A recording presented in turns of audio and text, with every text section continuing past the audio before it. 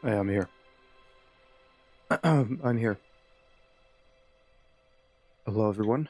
Hope you're all doing good on this Monday. Today's Monday. Yeah, I forgot. I have my day off today. My last day off until I go back to work tomorrow.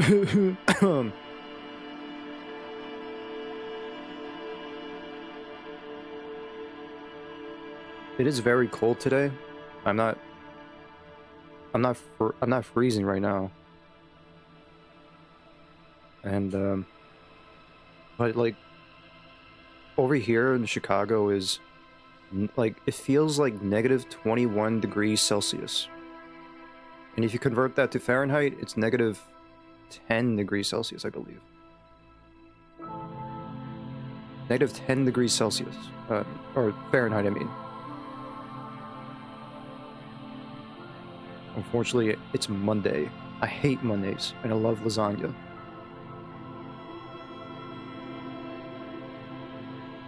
Right, Garfield?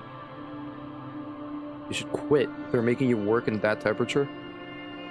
Yeah, but I mean, that's our job. You gotta deal with it.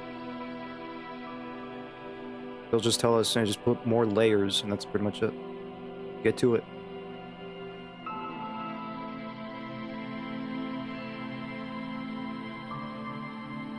Hey.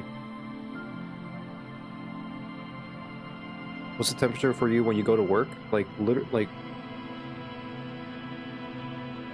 like the same temperature as it is now. But the thing is, like, here's the thing. I shouldn't say like they do that, because they actually they do care. They do actually care. I'm not saying they didn't. They don't, because they understand. So they allow us to like you know, take it easy and like just like go inside to any facilities. So, like if you feel any like if you feel you know, very cold.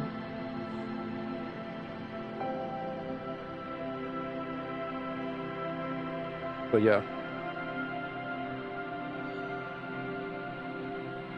But usually we work on freezing temperatures.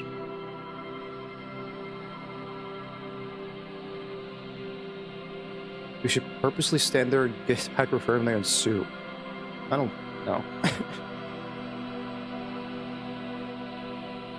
I think should be okay.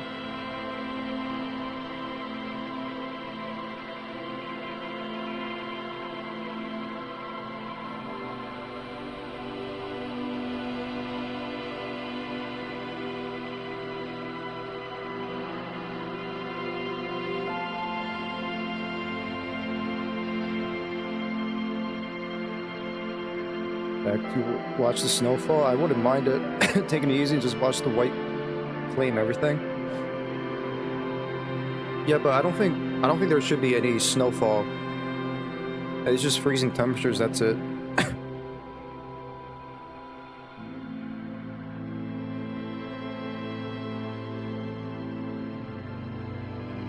Can't wait for the Gulf of America, right, Goose? Sure.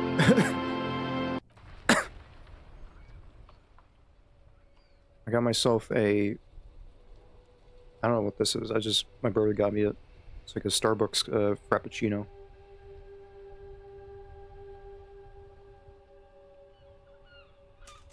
And a pumpkin bread.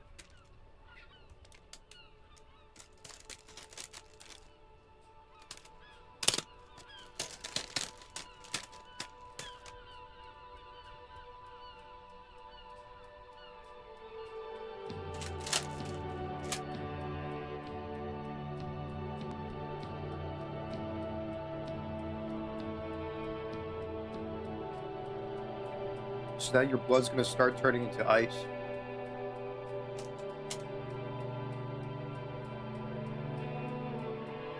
I mean, we'll see what happens. I don't know. Like, sometimes I work inside. You are manually blinking.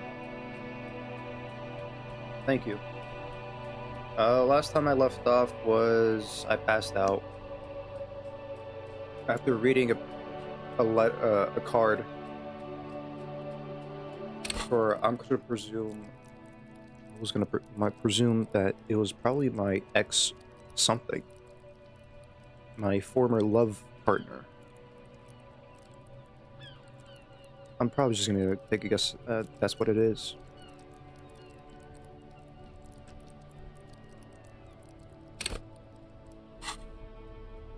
I wasn't finishing reading the ledger as well, but now it's an item or something.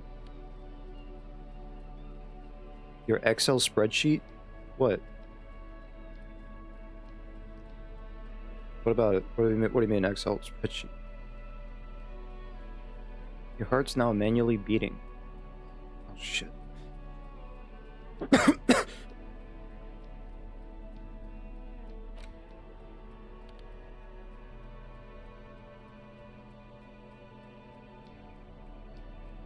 This is the same ledger you found in the trash, only worse somehow. It makes you think about the letter.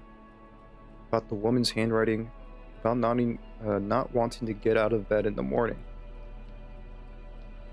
It's the ledger you found in the trash. A cabbage of papers hanging from the board, with the permeables drawer inside. It's barely held together by a clip, then made complete by the faint smell of urinal cleaner. Said it was X something, so that's what I crossed my mind. No. Well, it's not XL, no. I'm just like remembering what the dialogue said yesterday, or like from the beginning about X something. Yeah, that was my ex something, whatever that means. Ex-wife, I'm going to presume, maybe. Ex-girlfriend, I don't know.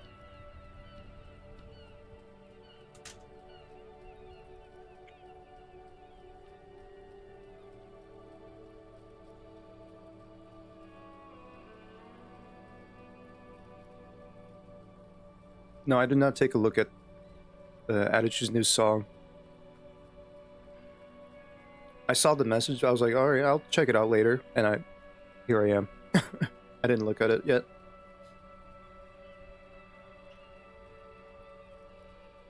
I'll take a look at it later. I am gonna go to bed at like around 9. I'll end the stream at 9, around there, and then yeah, I'm just gonna go to bed so I can get some sleep and wake up in the morning. Yeah, I saw the title. Nice try, Diddy.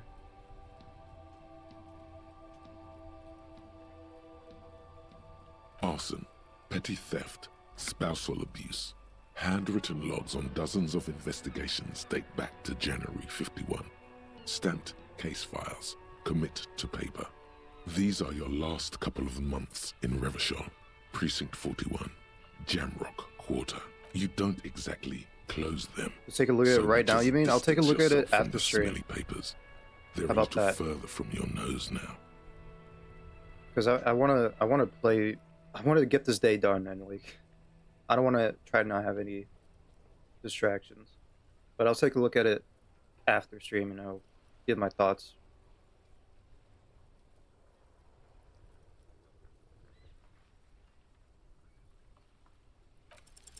It's proving to be harder than expected.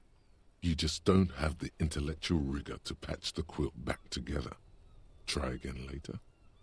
No, I wouldn't.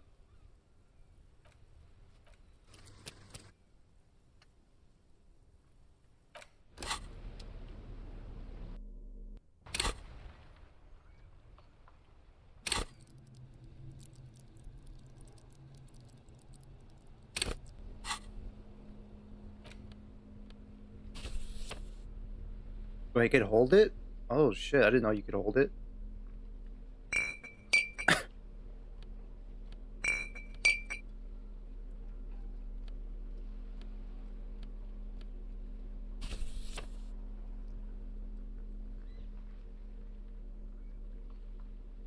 Last stream you said you wanted to be a slow bitch. I didn't say that. I didn't say that word for word. It's the ledger you found in the trash. A cabbage arson. You don't exactly close them, so much as distance yourself from the smelly papers.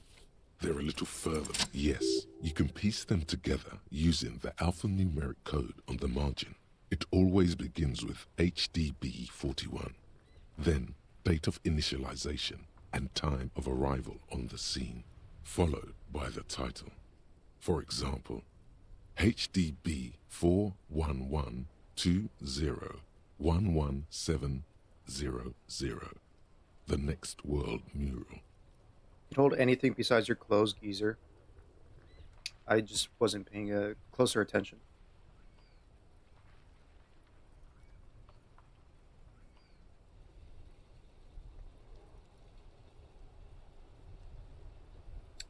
Wait, HDB41? Weren't those officer precinct? Why, yes, your precinct number is 41. And HDB? Harry the Bois. Every last alphanumeric in the files begins with it. And these are your case files. It's safe to say HDB are your initials. About anything? Horace Debbie Berenger, Brown Darjan Binzakin. Those aren't my initials. I'm not feeling them. Wow, I didn't know what to do or what to say to that.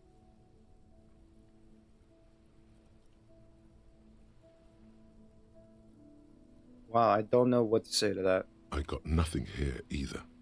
Logic really isn't the best faculty to have this conversation with.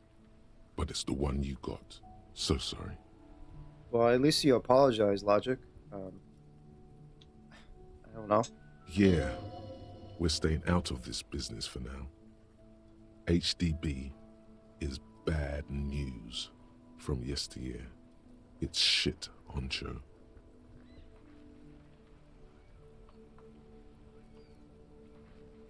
I'll be honest, sometimes I hear this narrator in my head off stream.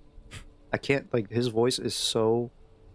Like, I hear this voice throughout the whole stream, like, throughout the whole playthrough so far, and I could... He's stuck in my head. How long does it take to read a case? It takes about half an hour to piece one together, using the system you've devised. Where do you want to start? It's gonna take, like, half an hour. Like, read all this. The next world mural, the unsolvable case, the square bullet hole murders, the coach, the couch in an unexpected location, murder at the hookah parlor. I can revisit this.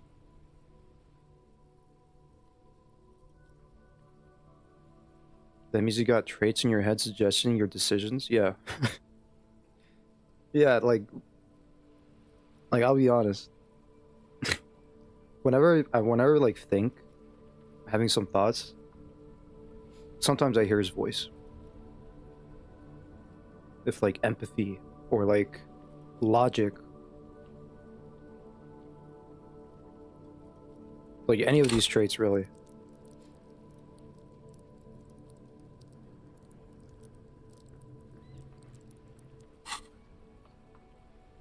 Mostly like psyche and intelligence or whatever. So Half-Life is your predominant trait, no doubt about that.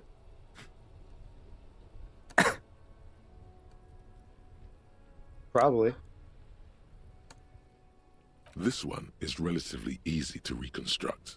Overnight on 1202, a graffito, nay, a mural, appears on an 8-story tenement overlooking central Jamrock. The building is a sparsely inhabited ghost tower, part of a failed real estate development called Grand Couronne. The mural is enormous. 2 silhouettes, a man and a woman, are kissing. The text cut into their form reads, "True love is possible only in the next world. For new people, it is too late for us. Wreak havoc on the middle class. People call it that thing and that fucking thing. It's visible for miles. In 2 days, the station's complaints desk gets clogged with requests to remove the bummer. You and your partner are assigned to the case. The graffito crew is easy to track down. Only the bell-lettrers have the literage of industrial paint to cover the surface. One of the graffito artists is rumored to be rich. They take responsibility for the execution, but not the design. The ideologue of the next world mural, as the crew calls it, remains an unknown.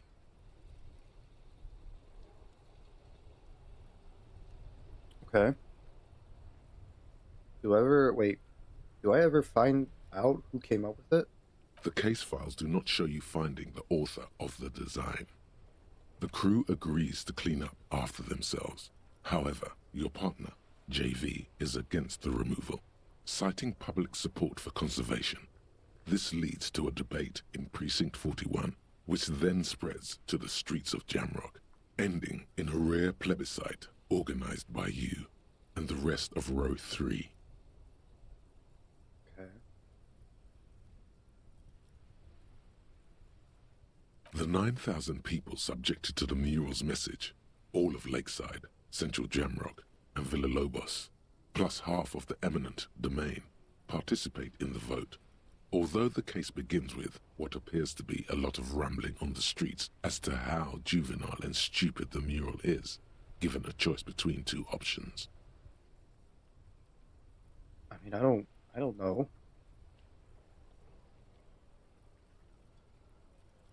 Citing public support for conservation.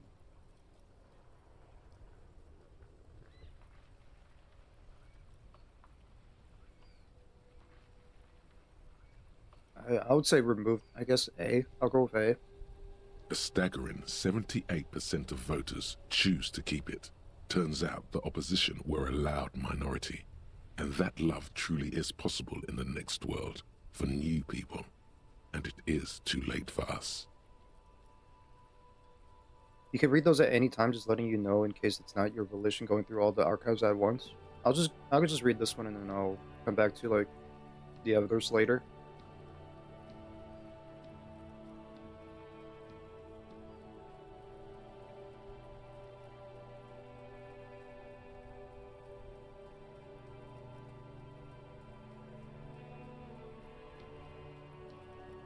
All that remains is to wreak havoc on the middle class. The middle class are not to be blamed. It's human nature. I like it, but can we wreak havoc on other nations instead? I must have voted, and possibly even lobbied, to remove the thing because I don't believe in that rubbish one bit.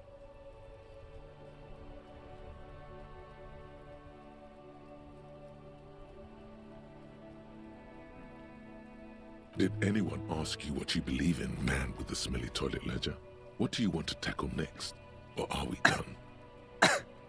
Okay. Alright, man. Alright, Ledger. Alright, I can revisit this. Not much has changed in the meanwhile. A bunch of sodden papers still sags from the clipboard.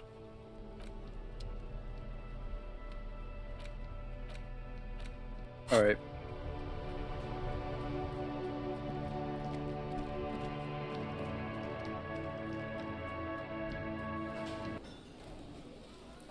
Oh boy, there's like a lot of people. Oh boy. The worker is in a deep slumber.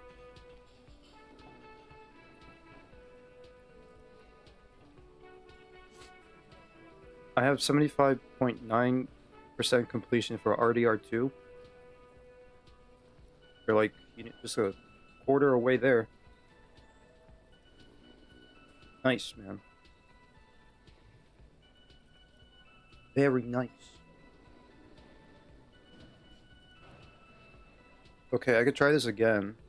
I could quick save it. Before I do. Let me check my...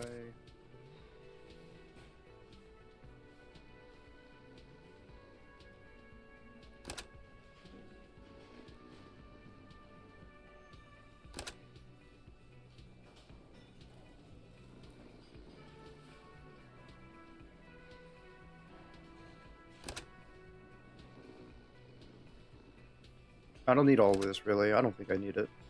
It's already in the past.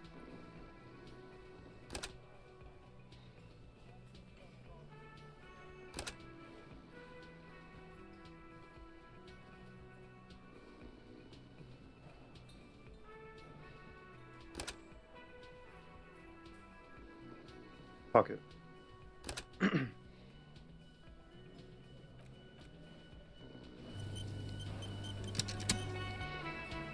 worker is in a deep slumber. Alright, let's try to wake him up. The worker continues Dude, to there's nap, no... Dude, undisturbed. either this... No. I refuse. I'm tired of, like, not waking this guy up. Wake him up. The worker is in a deep slumber. He could be involved, alright? Just wake him up. There is only one way to wake this bone idol from his slumber. Roar like a hurricane. Rip the buildings from the earth.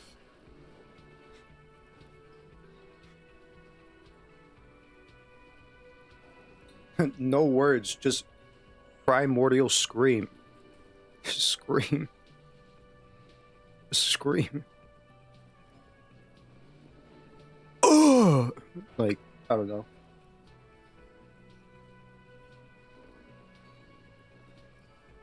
Wake up. This isn't in order. I am the law.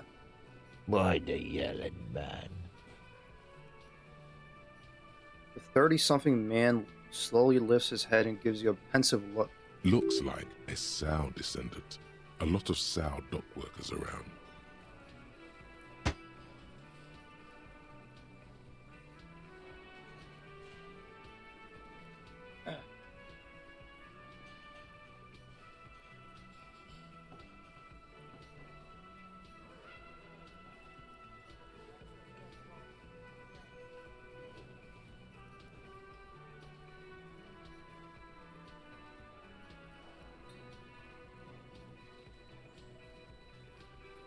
I'm just writing his, just the character name, that's it. Just the name.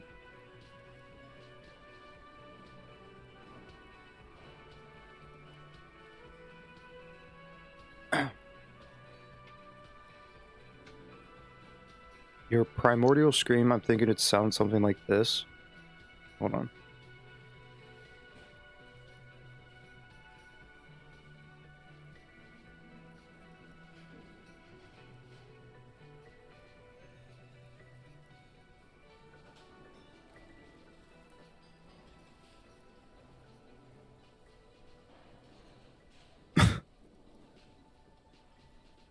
If it would even load.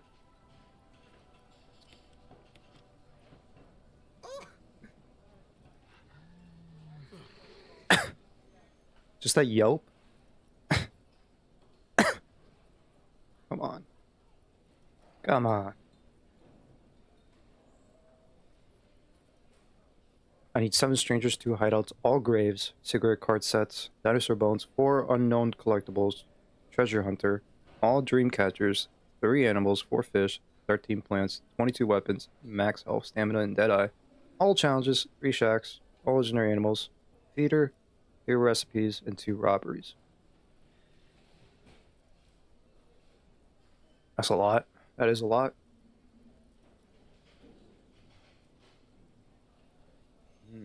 You're alive? You looked out there for a long count there.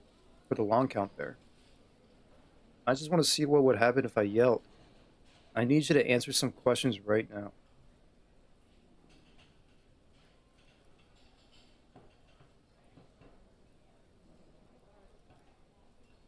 Really? You woke me up for that? Fine. What is it, officer? You're under arrest. Officer, even after a rude awakening, this dock worker respects the police. More than they usually do, at least. See anything interesting in your dreams? Tell me about Wild Pines. Point to the writing on his overalls. Oh, and an unknown event?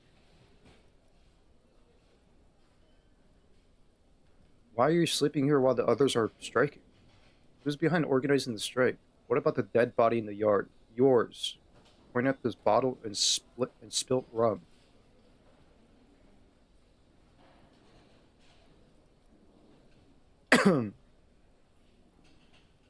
See anything interesting in your dreams? Thank God, no.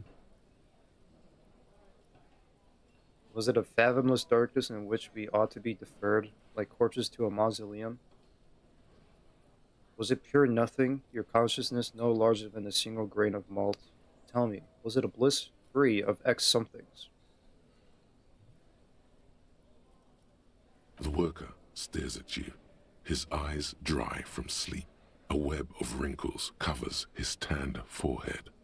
I don't know what you're talking about, kind sir, but when I'm out, then I'm really out. No corpses, no mausoleums, just quality time. 47% PS trophies. A little me time in the abyssal pelagic zone. You can never return to it now. Only detective work remains. Wakefulness and detection. Thank God, no. Was it pure nothing, your consciousness no longer than a single grain of malt? The worker stares at you. I don't know what you're talking about, kind sir. But when I'm out, then I'm really out. No malt grains or whatever, no poetry stuff, just quality time. A little me time in the abyssal. Thank God, no. Was it a bliss free of X something? The worker stares. I don't know what you're talking about, kind Yeah, it's A just the same little thing. me time. Thank God, no. Brilliant.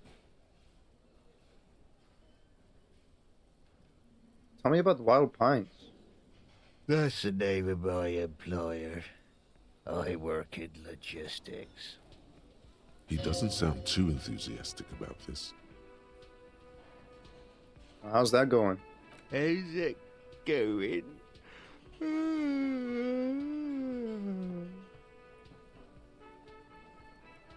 The dock worker lets out a big yawn and stares at the cafeteria's terrace doors.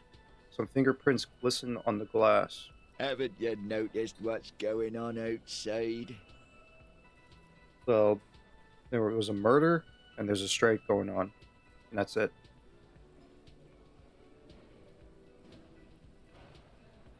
Of course, it's a total madhouse. Good. Then you understand the gist of it. We would all be better off without the employers and their employment. For one, I could get some goddamn shut-eye. Right to sleep, I say. That's the name of He doesn't sound too enthusiastic about this. That's wonderful! logistics. Nope. It's a nightmare. That's a... He doesn't. How's it? Haven't you noticed what... We're in the middle of a strike down at the harbour, trying to force some sense into the executive board of Wild Pines. For one, I could use some more shut-eye in the mornings. That's... He doesn't sound. Hey, haven't you noticed what's going... Good. We're in the middle of a strike down at the harbour. Alright, same For thing. one, I could use some more shut-eye. Why are in you the sleeping here while the mornings. others are out striking? They got it. Majoret's got it. He's guarding the gate. I'm just getting some sleep. Or was.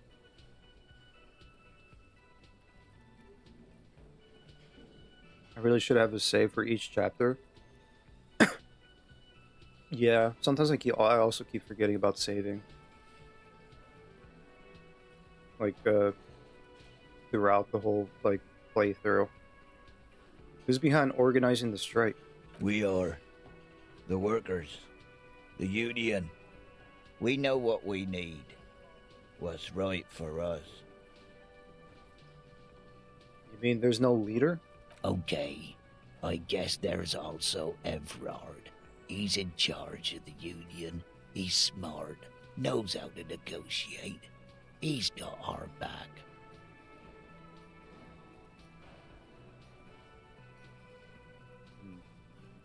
We are. The Alright, I workers. guess that makes sense somehow. Okay. I guess there's Oh, he tells also me anyways. Everard. He's in charge of the union. He's smart. Knows how to negotiate. He's got our back. Oh, I remember that. You went to the harbor and the gates were closed. You needed to knock down someone guarding a button in order to open the vault door. Looks like it was days ago, but everything happened in a single day.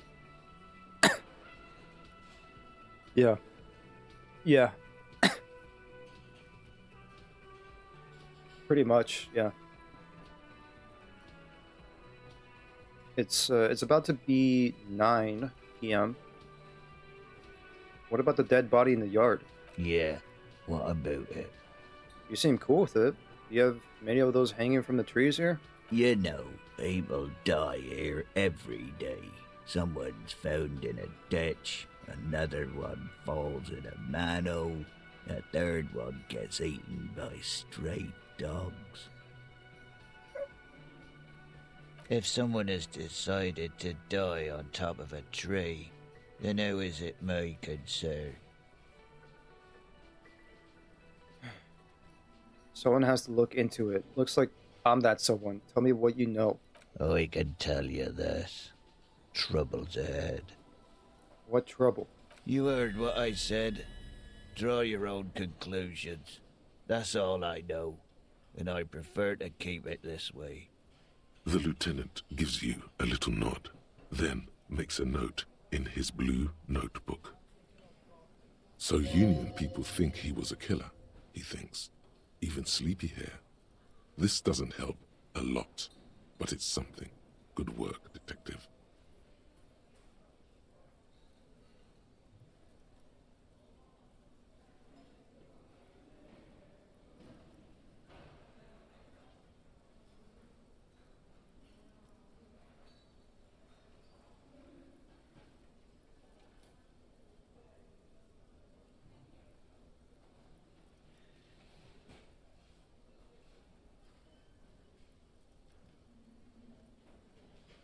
But if he, are they saying like the victim that was hanged, saying he was the killer?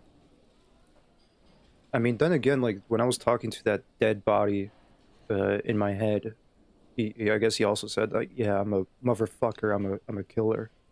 I guess I should have taken that down. No, should have believed him.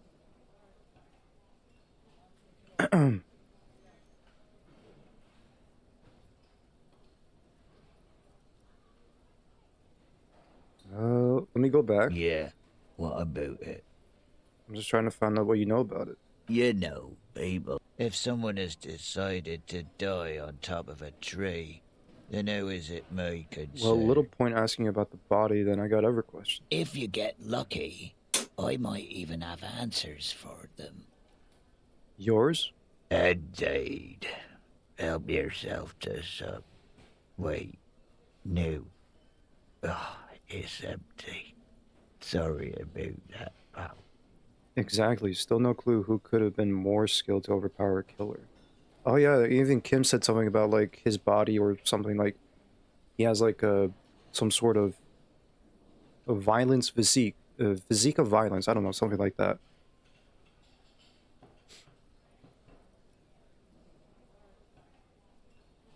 And he was wearing armor too, like very advanced and expensive armor. I think I figured that he might be a mercenary for sure. I mean, then again, like it's like one guy versus potentially 4 or 5 suspects. Maybe it's possible that that's how they did it. But then I don't know. He's still like he's wearing armor. He's a killer. I don't know. All right, I'll let you sleep. The dock worker doesn't answer. His head is already back down on the table, in sweet sleep.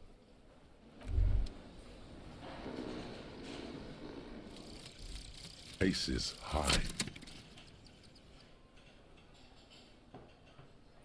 For the rest of the world, the aces high is just a cool Revachol thing, politically neutral. In Revachol, it still holds revolutionary connotations. Also, have you looked at Lieutenant Kitsuragi's clothes? He wears a bomber jacket, just like the ones worn by aerostatic brigades, and those cargo pants could store tools for hotfixing your aerostatic. Maybe you should ask him about this. +1 empathy towards Kim Kitsuragi. +1 Esprit de Corps. The roots of the RCM.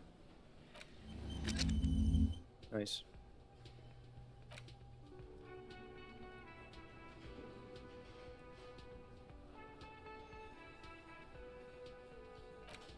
There's also Lonesome Long Way Home. I need 3 more hours. I could do that. What else did I get? I got White Morning, and that's it.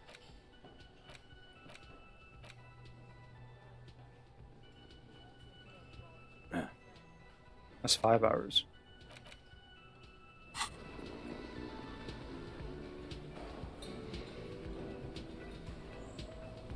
Core rids like corpses without the S at the end? Oh, okay. Because here, like, I think it is like the core here in America, like the military core. Like the R, like the P is silent. That's what I thought. Like a P, I don't know. Okay, corpse then.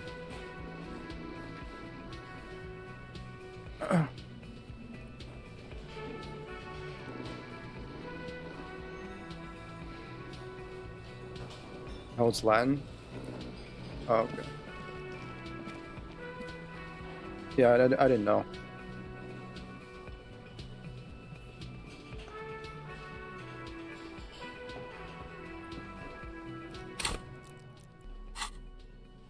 Uh...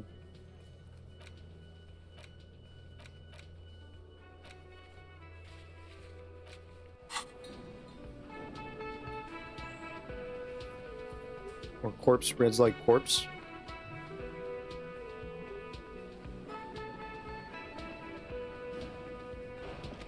I have a knowledge of a streamer. Hello again, sweetie.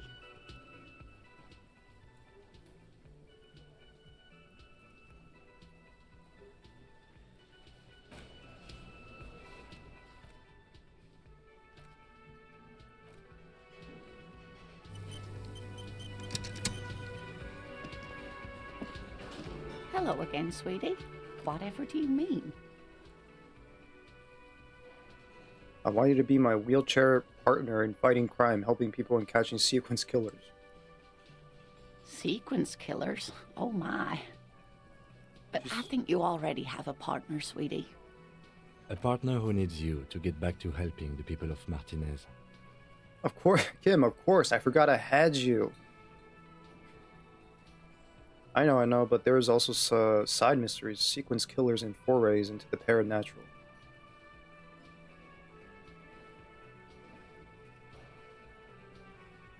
It seems to me that you lucked out with your partner. He has the look of an upstanding officer of the law. Someone you can lean on, and sweetie, you are looking unsteady. Sweetie needs money. Do sweeties get money? Oh, sweetie, I heard your conversation with the manager about your financial troubles. When do you get your next paycheck? Paycheck? If she could, this woman would feed and clothe you and every other sad, lost person on this earth. Tug on her heartstrings. Oh my gosh. What is a paycheck? I haven't seen any paychecks. You must be joking. Although our pay does sometimes feel like a joke. It's not easy to assert your right to a decent living wage when you don't have a strong union behind you. Already did that. Oh. You were too proud to take the check. Maybe you should talk to Edward. You're too proud to take the check. I could go back and take the check, maybe. Or maybe not. Tug on her heartstrings. Your deportment remains dignified as you shed a single manly tear. It isn't easy for me to ask this of anyone, but I'm at the end of my rope. Any money you could have help me. Sweetie, I only have a few cents on me, but I could give you this to pawn. Just to tide you over. She unfastens a gold commemorative pin from her left jacket pocket and drops it into her palm. Wonderful. He has a pin. The pin is round and slightly tarnished. 3 sailboats in bas relief with the sun hovering over the water behind them. A chipped green banner at the bottom reads, San Baptiste, Summer 31. Dinghy races. What is DuPont? It's easy. You bring a valuable item to a pawnbroker, who then gives you money for it. You can get it back later for a slightly larger sum if it hasn't been sold, but you never end up doing that anyway. I think Disco Elysium is also a wordplay using Latin. Latin? I know disco stands for a verb of learning Elysium. Of learning. Elysium, I'm not sure. I didn't know that.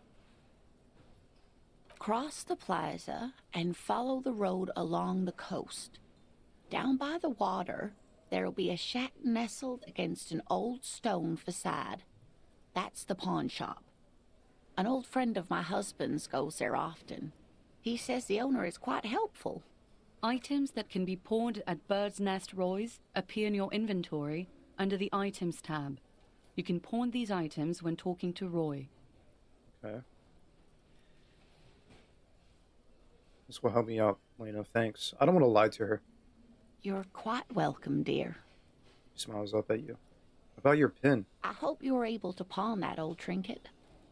She smiles up at you earnestly. I just want to thank you again. Of course, dear. I just wish I could have done more.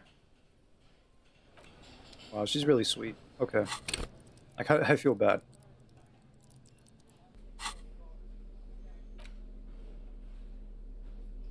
Wow, alright, 320. Wow, it's pretty up there. This unusually tasteful pin was produced to celebrate the Saint Baptiste Summer Dinghy Races 31. It has a warm glow of a well-loved memento.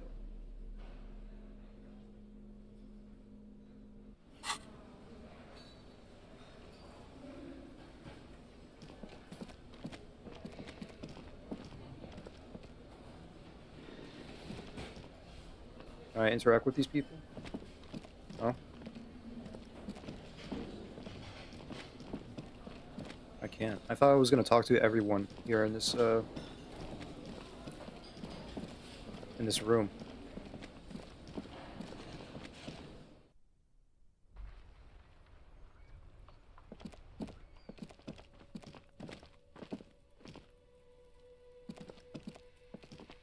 You see a set of tire tracks in the brown slush that covers the plaza mosaic. Oh, I was actually kind of like, I actually did write that question of like, how did the friends, what happened to the fence? How did it break? Who broke it? What broke it? I didn't see the tire tracks. Why am I looking at this? Cop habit. You look at everything.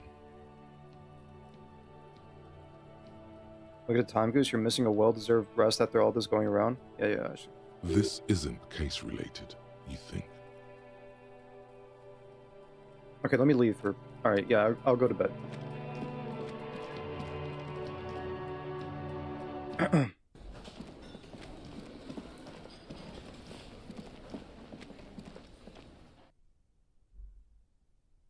Kim, you're gonna sleep on the floor.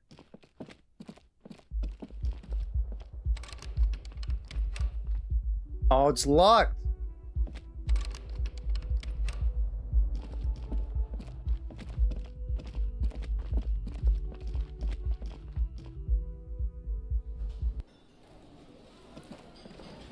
Guard, open the door. Can I help you?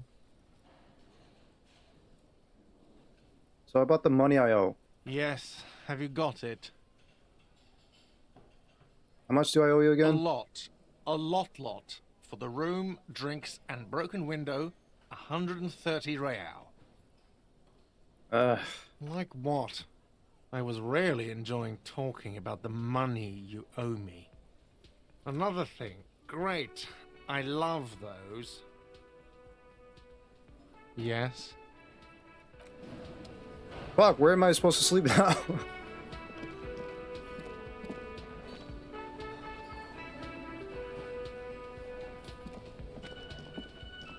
You know the Widow mission where you teach her to hunt? Yeah, what about it?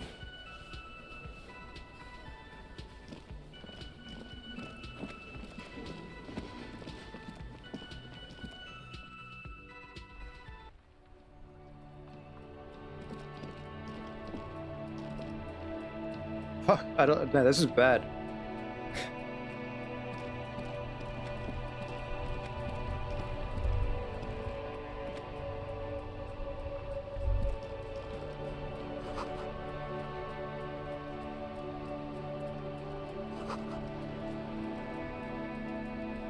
Ask him where to sleep? I mean, there's no other options. Yes?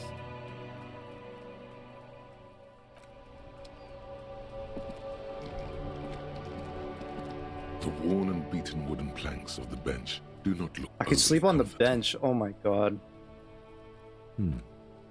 We can sit on benches after we've solved the murder. Let's go. Him. You can revisit the bench if you ever need to pass the time when Lieutenant Kitsuragi is gone.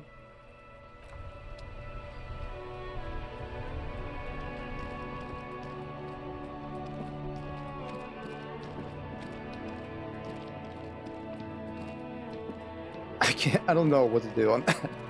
You see a set of tire tracks in the brown slush that covers the plaza mosaic. What kind of vehicle drove through here? Hard to say. Your vision is blurred and you're having difficulty concentrating thanks to your relentless hangover.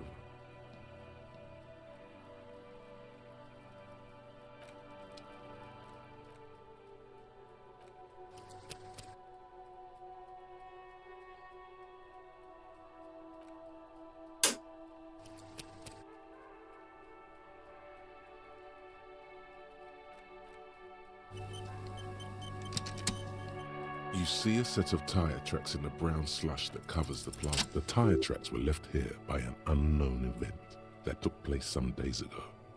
It's a message, written in the language of burnt rubber.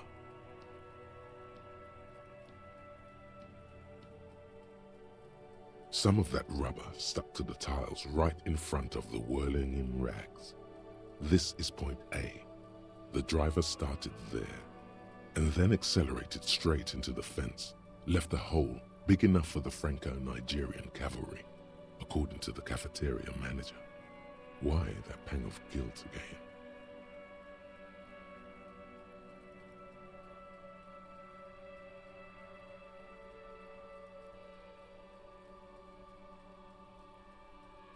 The hole in this fence doesn't look that huge. Okay. The hole's not that impressive.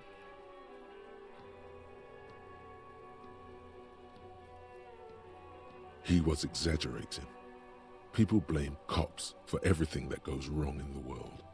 This has nothing to do with you. Okay, what happened next? The driver proceeded to back out of the yard, barely stopping before hitting the adjacent building. Before heading south, must have been in a hurry. Car drove through the fence.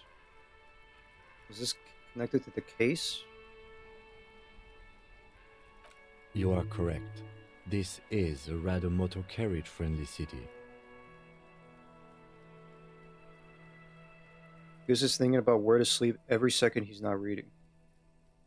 Maybe look in the motor carriage?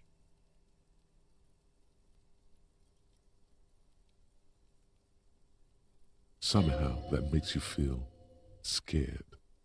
You don't know why.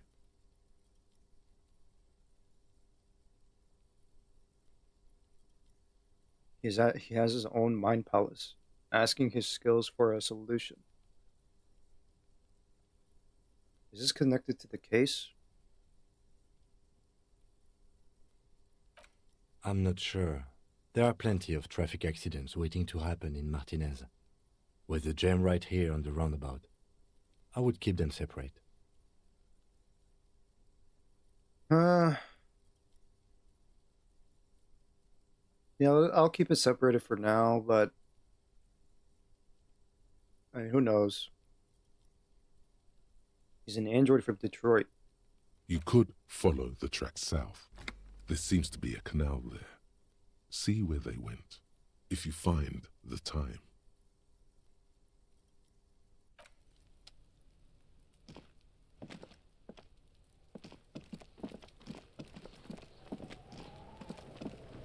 And the kids are still here.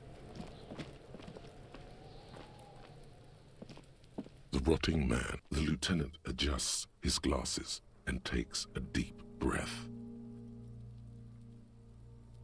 Oh, right, we didn't do the autopsy.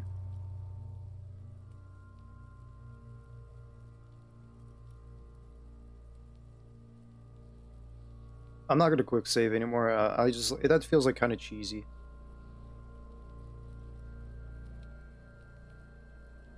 I feel like it's too much cheese with like save scumming a lot. I'll try not to do too much. If it's like a red check, then maybe I'll quick save, but if it's a white check, then it's whatever. The lieutenant adjusts his glasses and takes a deep breath. First, what exactly is a field autopsy? Come on, officer. You know what a field autopsy is. You've done 100 of them. What you do know is, at 18.9 kilometers, the dormant shield volcano, Corpus Mundi, is the world's highest summit, and the failure of the 38 single, Et puis Descent, to crack the top 20 was the death knell of disco. But what a field autopsy is, you have no idea. Okay, encyclopedia. Thank you for that fact.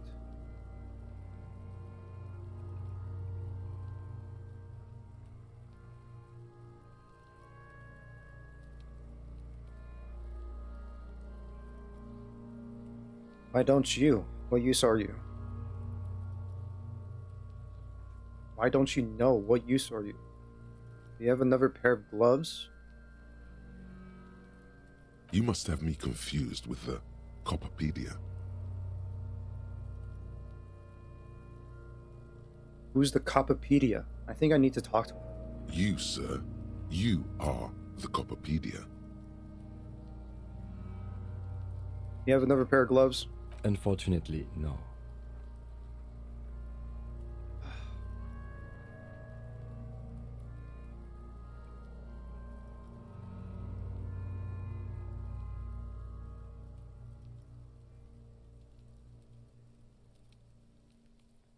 Okay, I'll take it like a man.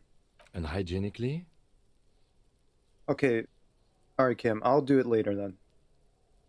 I need a pair then. Can we turn this shortly? We have glove hunting to do. Let's not go glove hunting, please. Let's use division of labor. I perform the anatomical side, while you take notes. Let's not go glove hunting.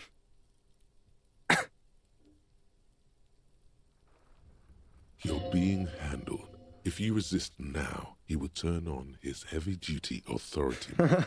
You will get your chance to dig in later. You're being handled. What is that even supposed to mean? We just filled this in, right? Show him the red field autopsy form in your ledger. That's right.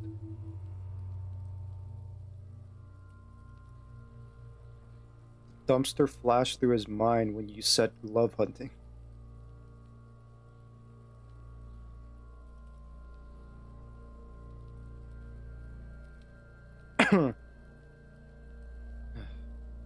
First, what exactly is field autopsy? Open your ledger at the field autopsy form. Tell me something, dead man. Shoot, Looney Rooney. No. Come back late. The dead man stares in silence as you crack open the ledger. The bright red paper is covered in boxes and lists, describing the condition of his skin and organs in 3 parts. Above those, an 11-field info form needs filling out first. It begins with, Let's jump ahead to 3-part summary. No, we're gonna be professional. Start with the beginning. Assistant. That's you. Write the initials HDB.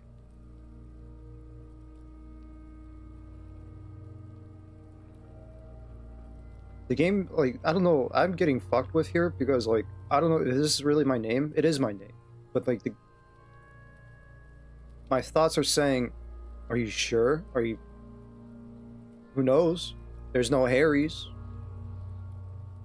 I'm gonna say it's my name. HDV.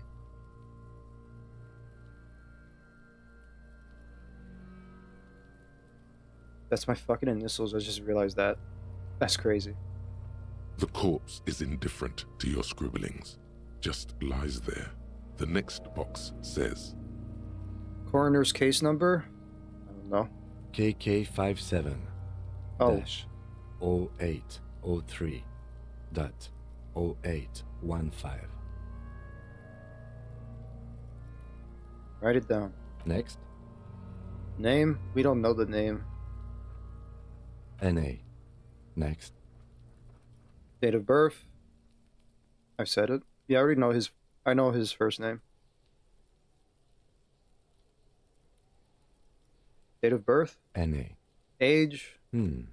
Roughly 50. I guess we could estimate it. try 40. The damage is so extensive, it's better to err on the young side. Try 40. The damage is so extensive, it's better to, on the young side.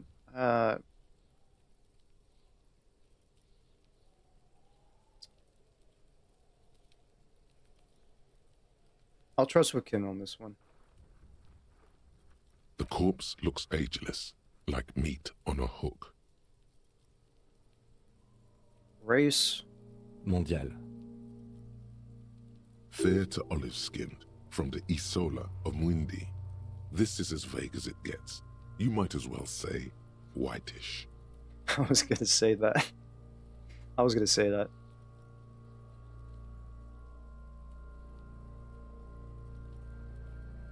The pudgy mess of curdled meat looks neither mondial nor anything other. Sex. Fucky, fucky! The little monster exclaims energetically. Male. Naively, the lieutenant does not double-check your notes. Wait, what? No, I didn't mean to do that! Oh my god.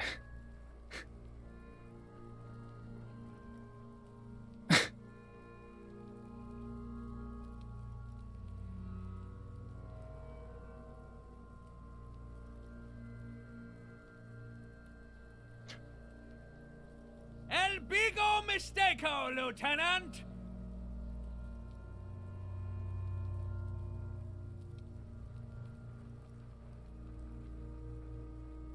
I didn't mean to like, I don't know what happened there.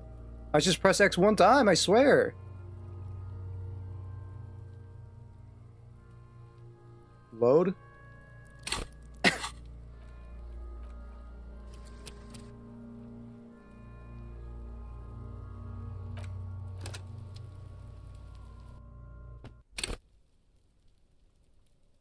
You see a set of tire tracks in a brown slot. The tire tracks were left here by an unknown. Some of that rubber stuck to the tire and then accelerated straight. I The know hole about in this this. fence doesn't look that huge. Okay, what happened next? The driver proceeded before heading south. Must have been in a hurry. You are correct. This is a rather motor carriage friend. Somehow, then, I'm not sure. you could follow the... Okay.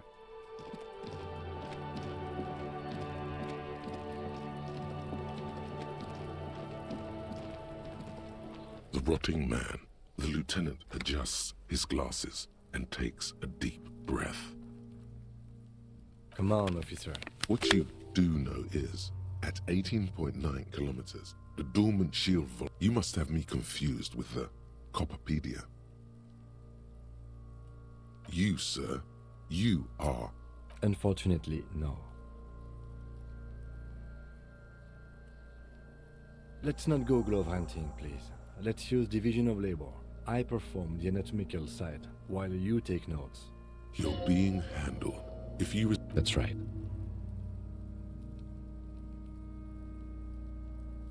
The guys at the station are gonna be happy. Then he accidentally presses pig's gonna have sex this time.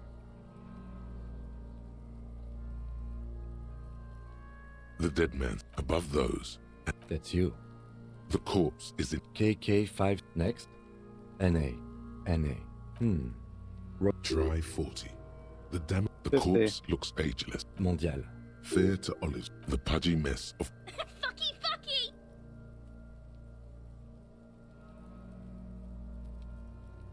You aren't going to comment anything about the fact he succeeded on the check twice, both times without failure?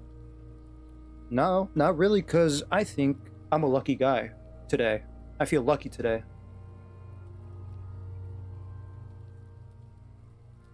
Because it's an easy check. It is pretty, like, it is, like, decent odds for me as well, yeah. Male. Pigs can have sex. Pigs. Male. nor does he look male, with his pregnant belly and indistinguishable face. Date of death? We're still going with March 4th. 51. What else? 9. Body identified by is non-applicable. 10. Case number is the same as the coroner's case. KK 57 0503 0815 listens motionless, with the cargo belt still around his neck. Only one box remains.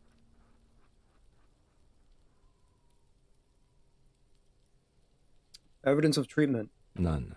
At least not after the initial examination. What exactly is treatment anyway? Interfering with the body's position or wounds post-mortem. How did you not know that? Aren't you a cop? You're leaving a weak impression here. Say something sure-handed. Don't overdo it. It's okay to be unsure. Thank you, Volition. Thank you.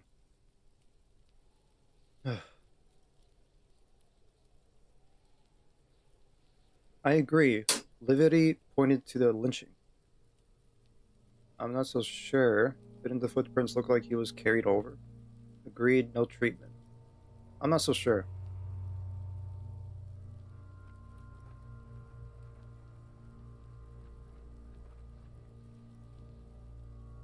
Interfering with the body's position or wound post-mortem.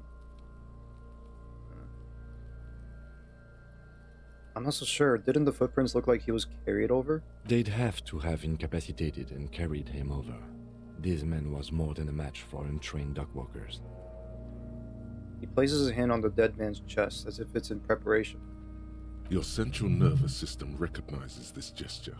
It's the stations of the breath. Ecclesiastic, religious in nature, a holdout from pre-DeLorean burial rites. It takes him 2 seconds to perform. Then, Wait, what? My composure. Your central nervous system recognizes this gesture. It's the stations of breath. Wait, what? Ecclesiastic, religious in nature, a holdout for pre-DeLorean burial rites. It takes him 2 seconds to perform then. somewhere in Jamrock North, a small wood shed behind Rosencrantz Row, Lieutenant Nick Feuerbach puts his hand to the chest of a small corpse, no larger than a monkey. It's raining outside, light drizzle. There is darkness in the shed. Elsewhere yet, an obese female sits in a wicker chair, her silhouette bull-like against the window. Outside, Grand Coudon. The day is turning dim for Sergeant Mac Dawson. Hand extended, he approaches, to make sure she is dead more than anything else.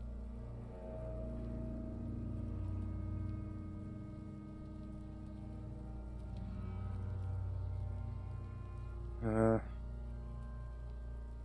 don't know what this means, but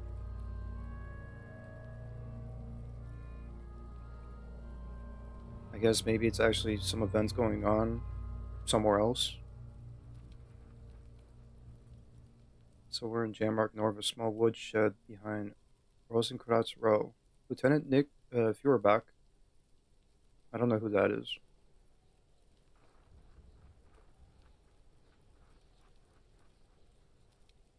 It's raining outside, light drizzle, there's darkness in the shed.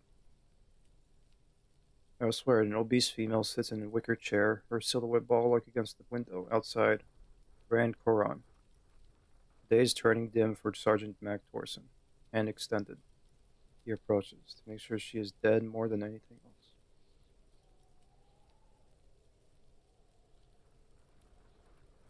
And so, all across Jamrock, Coal City, GRIH, 42 deceased persons found today, 42 stations of breath. What? We should start the post-mortem. Okay. That's crazy.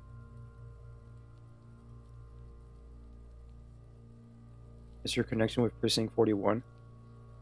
Yeah. Yeah, I know Mac Torson. I remember him about asking John about, did he lose your gun? Did you lose your wiener too? Ask him if he lost his wiener.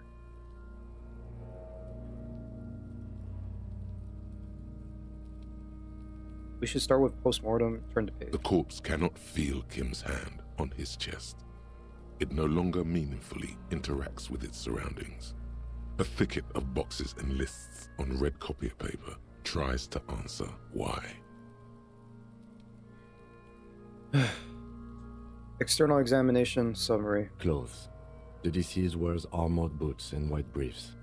The make of the briefs is Babrodine, I think. Let's see. He turns the body into the side to check the underwear label. See, it's happening. Babrodine, yes. Inexpensive. Size M. Color white. I like how the game gives you the most epic bit of writing, then it has no direct correlation with your case.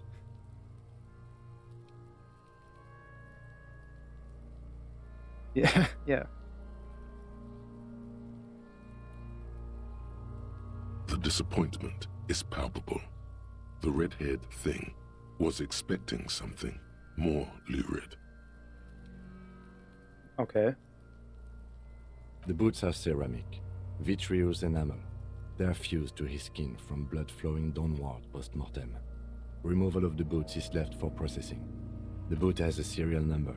It's E50.100.100. The lines between the plates are in the shape of the alphanumerical. The number is purposefully concealed by the design. Write it down. Tattoos. He stands up, feet planted on either side of the body. The upper torso is covered in a single, continuous tattoo, resembling a map of the night sky. It reaches from the right shoulder to the heart. The ink is blue and white. The assistant has a color photograph of the markings, to be added to the case files as document A1. The photo is taken on the scene, using a Trigat Mini.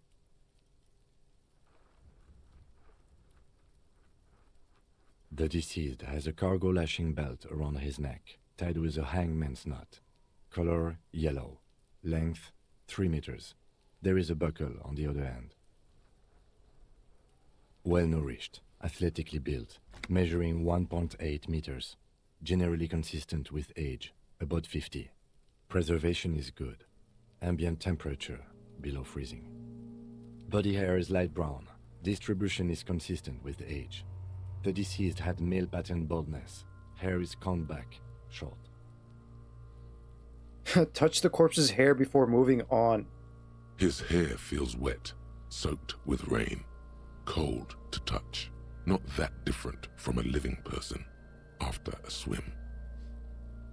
Stroke his hair gently. The stench is suffocating.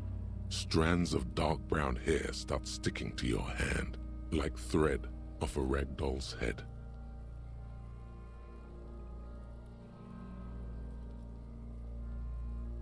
Oh, no.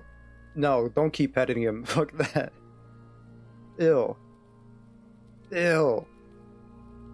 Alright, write it down. Just write it down. I want to see what happens, though, if I keep petting him. I don't know. I'm good. Short, light brown, male pattern bulb. Lividity is consistent with hanging. The head is congested. Contusions are present on the head, chest, and thighs. Consistent with stones thrown post-mortem.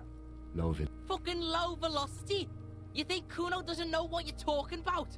Velocity was fucking max. Talking shit about Kuno's velocity. Low velocity. In addition, there are bite marks on the face, scalp, and chest, consistent with predation. Bite marks? Bite marks?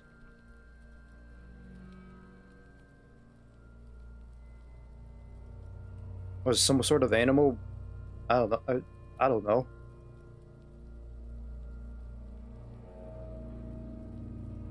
On the face, scalp, and chest. On the scalp too?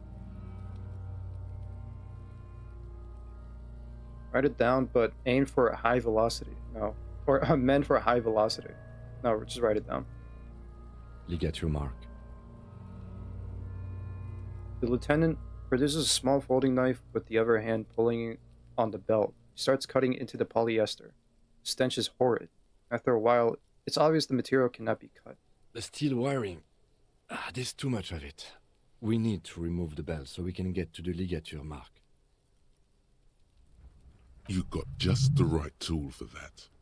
The chain cutters. Oh yeah, baby. Oh yeah, I'm prepared. Pet the chain cutters. Good thing we got these chain cutters. Pull out the rubber grip cutters. Oh yeah, I'm prepared. The hanged man lets out a joyous little bubble of rot from his nose. Good thing we got these chain cutters. Always good to think ahead. Now, He points to the rope squeezing the dead man's neck. we need to cut the belt to see the ligature mark below. Carefully, with as much precision as you can. Oh, it's gonna be a check. See, my pig is gonna fuck his head off. No, he ain't. Your pig's a boring fuck. It's even. It's a red check. Okay. Oh shit.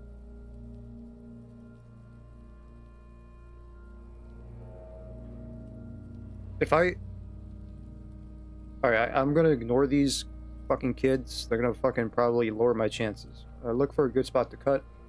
The belt is equally tight around the whole circumference of his neck, swelling over the edges like white bread rising from the yeast. Didn't even not help. It did not help at all.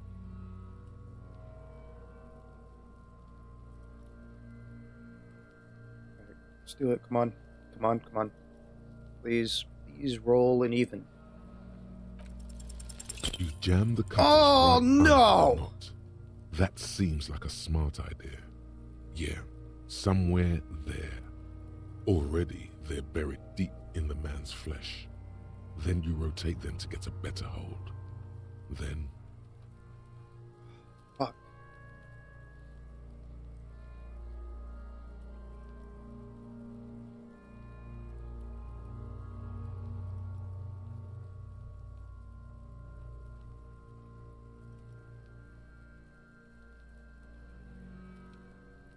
Alright, they're already there deep in the man's flesh. Then... Fuck. Fuckity fuck! The lieutenant looks by, somewhat worried as you summon power words to your aid.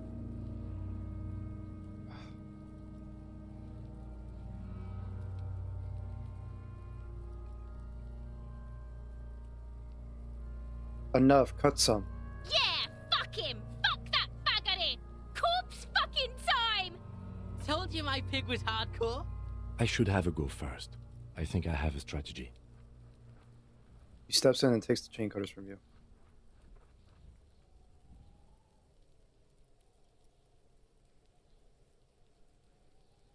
Alright, I'll let you handle it, Kim. He sinks the cutters into the knot, preparing to perform the cuts, with his elbow to his knee for precision. Snap. The knot is slashed. Another cut and the belt falls apart like a flower bouquet, revealing the dead man's neck and the dark red ligature mark around it. Here. He hands you the chain cutters back, then kneels closer to the body, running his finger along the dark red groove until he comes to a gap. The rope rises to a point, leaving a gap in the ligature mark. The suspension point is in the back of the neck, on the nape. Hemorrhaging is observed on the skin, above and below the ligature mark. The mark is well pronounced, consistent with a drop from 1 or 1.5 meters. Chest is intact, normal contour.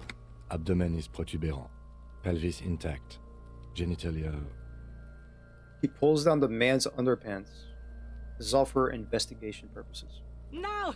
Let's get out and see! I fucking knew it! This is clearly what they've been waiting for, ever since the autopsy began. The lieutenant is trying to make it as boring as possible. Genitalia is male and unremarkable. No evidence of injury.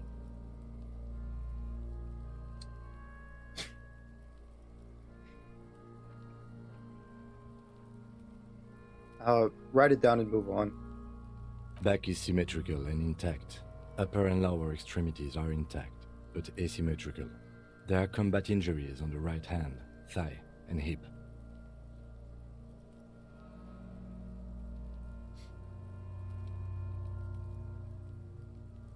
Combat injuries on the right hand, thigh, and hip. In addition, I see smaller, residual scars, too numerous to count, covering about 30% of his skin.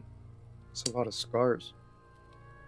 From wounds sustained over 2, maybe more decades, dispersal and accumulation indicates long and active combat duty. I mean, yeah, he was a killer. I'm not surprised. I guess I shouldn't be surprised that he has, like, sustained scars over his active duty.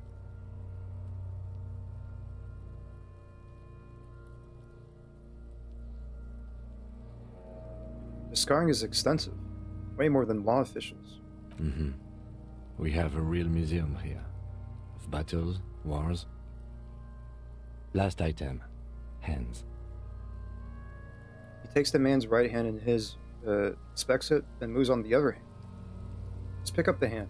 His flesh is cold, icy. Pleased to meet you. Where are you from and what's your name?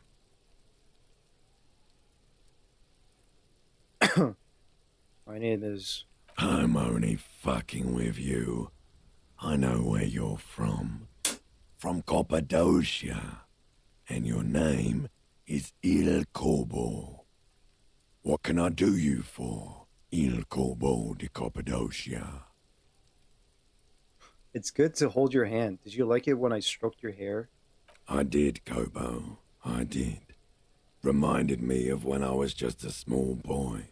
Before this happened to my face and my body. You did me a kindness there. You're welcome. It would have been a lot weird if I checked your genitals. We should do this more often. Be close like this, I mean. No. Hands are clean. No sign of injury from struggling.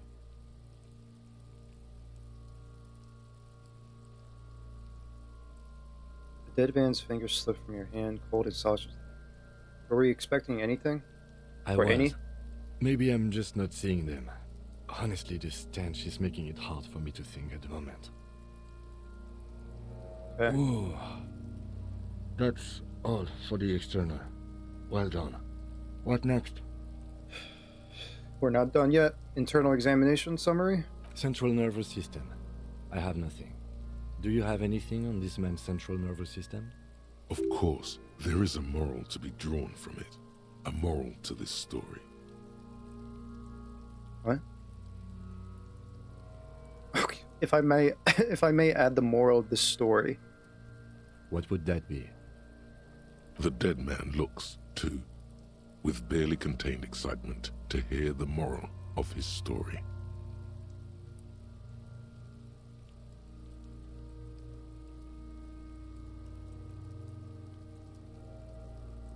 So cute you've been able to awaken his childhood memories with a single act of kindness. I think sometimes that's all we need. Something as simple as that, or a hug. For sure, I think everyone needs it at this point. I feel like, I think everything right now, what's going on, is at its lowest point.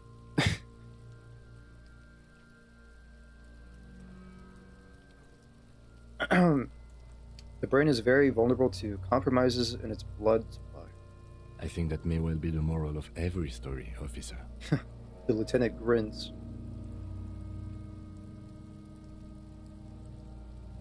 All right, NA. Good. Musculoskeletal. Purge fluid is coming from the mouth. Not injury related. Eyes and tongue protuberant. Hyoid bone. Let's see.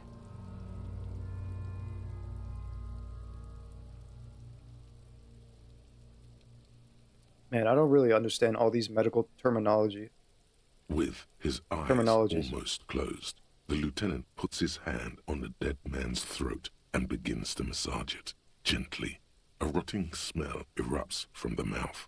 Purge fluid runs down his lips, black and viscous. Yeah, jack that fucker off!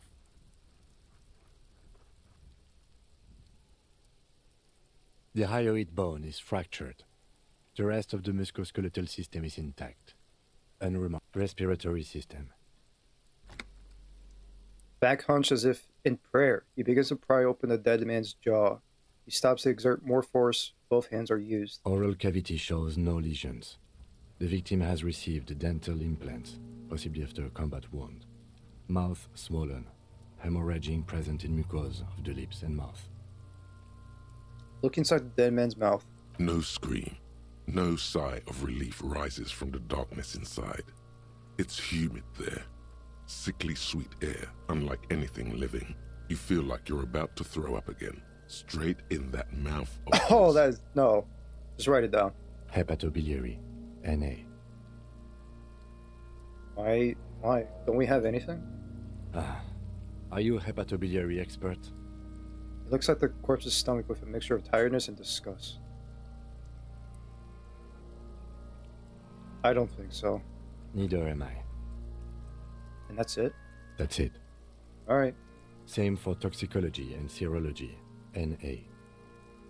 Both? Unless you have untapped reservoirs of knowledge there, The completionist in me wonders if there's something we could still do.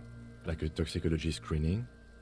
At this stage, I doubt processing will find anything, even if he was brimming with cocaine.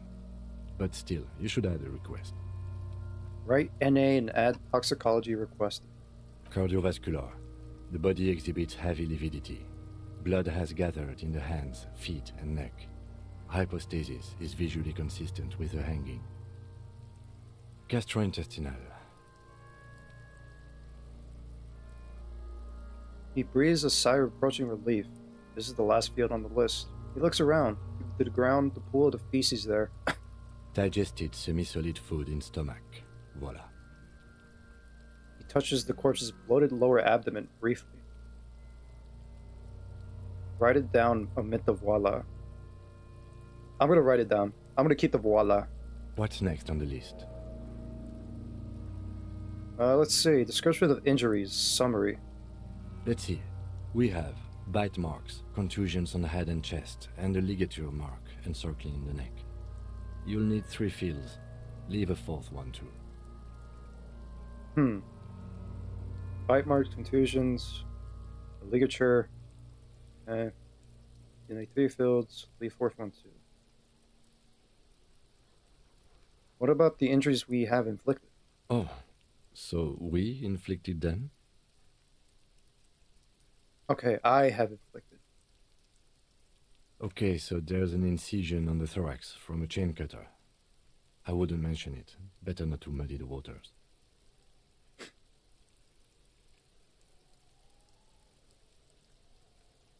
I agree. The waters are muddy enough. Keep it minimal. So back to injuries. Yeah, I'm just gonna say I agree. The waters are muddy enough. See? These pigs are fucking corrupt. Why don't you fuck him if you love him so much? Now, injuries. Bite marks. Head, chest, and scalp bite mark injuries. Predation by birds has caused damage to the body. Odontologist does not need to be consulted. Okay, thankfully it's not some, I don't know, some actual person biting as a way of like attacking. I don't know. And your opinion, officer? Beneath the description, there are 2 boxes waiting to be ticked. Goose? What do you mean? Well, I'm just like, I mean, who knows? It could have been like someone that is actually crazy enough to like bite the victim. You're fighting a killer here. Maybe, you know, maybe you gotta bite the killer. I don't know. Right? Let's see, predation by birds has caused damage to the body. Does not need to be consulted. Fatal injury, non-fatal post-mortem. I think I'll go with B. Agreed. Next injury? Contusions? So, the scalp bleeds from a post-mortem head injury, a stone. The injury does not have the rim of an early inflammatory response. The perpetrator on the scene has confessed to causing it post-mortem. What? So the scalp bleeds from post-mortem head injury, a stone. From Kuhn? The injury does not have the rim of an early inflammatory response. Hey, hold on.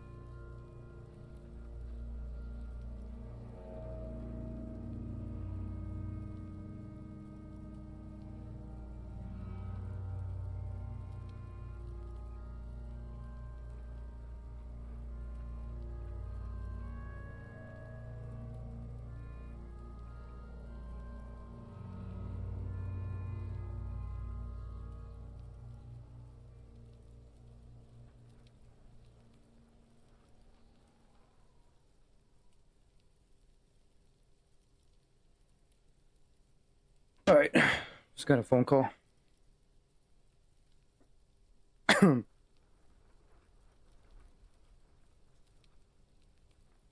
Biting is a bad idea if you aren't being. Wait, what? Biting is a bad idea if you aren't being cold. You can lose your teeth by a well-applied jab. So my advice: don't bite in a fist fight.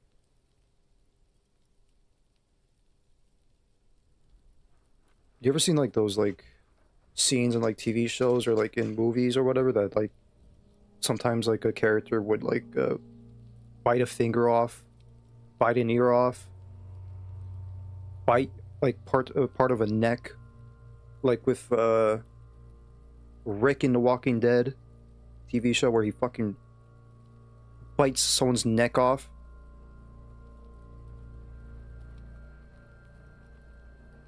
I thought that was like, wow, that's fucking crazy. But now to think of it, it's like, no way, that's no way. That's like over, you know, it's like no way that could actually happen in real life, right?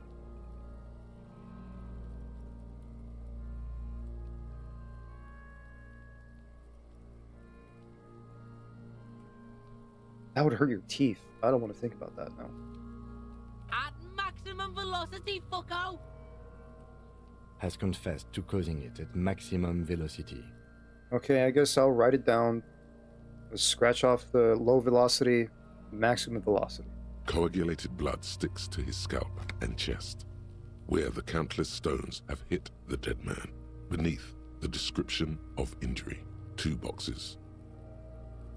Non-fatal. Right. Next. The ligature mark. A dark red abraded ligature mark encircling the neck, with a gap on the nape measuring, let's say, 7 centimeters. The hyoid bone is fractured, the cervical column intact. I see hemorrhaging on the skin, above and below the ligature mark. Depth of the mark, 1 centimeter. No signs of clawing on the neck. Below the note, 2 customary boxes wait to be ticked. The man's head jerks to the side. The ring around his neck is visible. This has to be like fatal injury here. That's it. We have established cause of death. It's not much, and it leaves much to be questioned. But it's a start. Let's wrap this up. I pronounce this field autopsy over. Nice. First, how did it go? Well, we established probable cause of death. Some would say that's the goal of an autopsy. We also requested a toxicological screening. That was thorough. The results should arrive in a couple of weeks, if we are lucky. I would not hold my breath. What else? We were thorough with the list of injuries, too. We described them all in detail. What is there to say?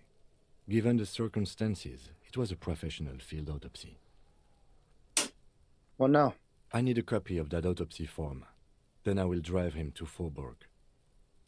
Rip out the copy of autopsy pages. For processing. He looks at the dead man one more time, then at the slip of red paper in his hand, and at the corpse again. He's thinking, did I miss something? You tilt your head, also looking at the corpse. I'm sure we didn't get everything. There's always something. Oh, bro.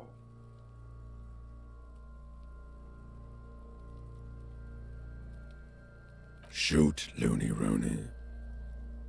Come back later, Corpo. It's a legendary? Amuse It's a yourself with legendary? my frank manners and my memento mori features. If possible, also, see me in your dreams. It's very low. I could, like... Now, that will take a long... There's, like, no way. It is what it is. You run your hands over the It's a white victim's check, cold though? body, his Yeah. limbs, his torso with its swollen organs. Maybe you should be more thorough.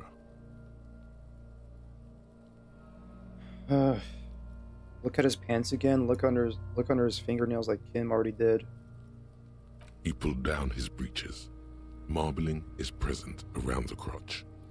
The penis has shrunk, crawling halfway back inside him. There is nothing mysterious or noteworthy here. Can't get enough of that dick. Do you think we missed something? You can't shake the feeling that there are more secrets concealed in the flesh before you. I don't know.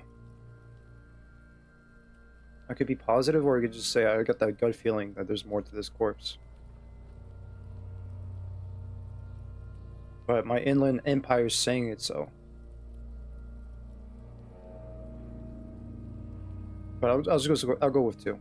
Okay, well, we are in livor mortis here. He is disintegrating. We need to refrigerate the body if we want to conduct another examination, and we need to do it fast. Okay, where do we find the fridge for the body? It would have to be industrial in size. Let's start by asking Gart at the Whirling in Rags and the Fritz store down at the gates. If they don't know, but only if all else fails. His voice trails off and his gaze settles on Kuno. Fuck are you looking at, being old man? You want a piece of the Kuno? Wanna get fucked? Was he thinking about... Wait, was there like another option? Is he like resorting as Kuno as like a last resort or something? Only if all else fails.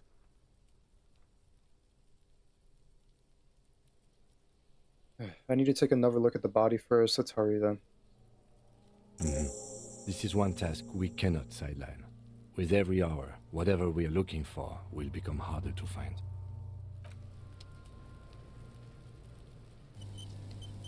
Alright, there's an autosave. Alright, that's fine. There is a fridge in the kitchen in Whirling Rags. The Whirling in Rags, I should say. Although how are we gonna get inside? We're gonna get inside with a dead body with these people around. Can I help you? Oh look, there's a dialogue with Kim. Wait, what? Oh, there is. We should think about calling it a day, maybe. The nights are still miserably cold this time of year. I haven't paid the cafeteria manager for damages yet. You should take care of that, then. But I don't have the money. Let's talk to him anyway. An officer of the RCM shouldn't be sleeping in the street. We'll figure something out.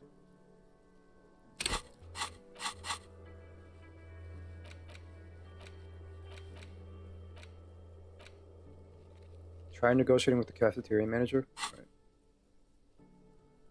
Though he finds this situation frustrating, he is doing his best to not make you feel any worse than you already do. Can I help you?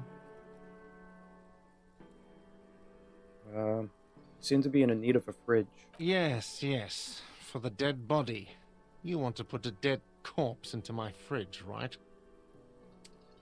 Yes. Correct him.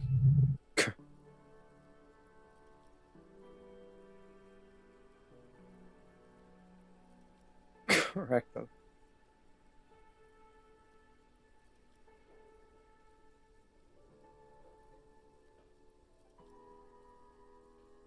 How'd you know? Because you haven't taken it away yet, and it must be stinking hard about now. Well, you're not putting it here, rest assured. Why? Because this is a culinary establishment, not a morgue. I can't believe you even asked me. It would only be for... Lieutenant, you too? You're asking too? No, the answer is no. I will not turn this place into some kind of macabre circus. Wow. Turned the lieutenant off like he was a busted old radio. He really is the lord of his realm. Let's go talk to the frit clerk. Alright. Can I help you? How do I... Hold on. Like, I can't negotiate anymore. I can't talk to him right now about... Can I help you? The situation.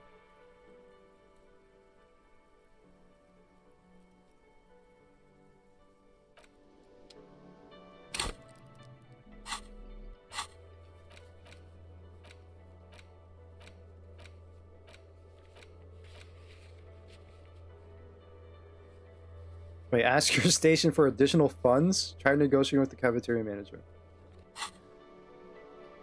Can I help you? Yes. Have you got it? Oh, here. I was wondering if we could come to some sort of arrangement for tonight. Does that arrangement include you paying me what we already agreed you owe me? Kim is about to say something. Let him. I understand your predicament as the manager. However, I feel I must remind you that we are here to conduct an important investigation that also affects your business. Forgive me for saying this, but your colleague seems more committed to drinking, and... He stops mid-sentence. He shrinks back a bit under the lieutenant's severe gaze. Get him, Kim. Get him. I mean no offense. It's really nothing personal. I just have to protect the interests of this establishment. Hold on, I still have my key, you know. This conversation isn't going anywhere, is it? Good luck trying to use it. He taps his foot against a metal box installed in the back of the counter. All the locks have an electronic component. They have to be unlocked down here with a master key before your guest key will open the lock. I'll find a way in. I'll break the door down. No. This conversation isn't going anywhere, is it? Not until you bring me the money. Okay.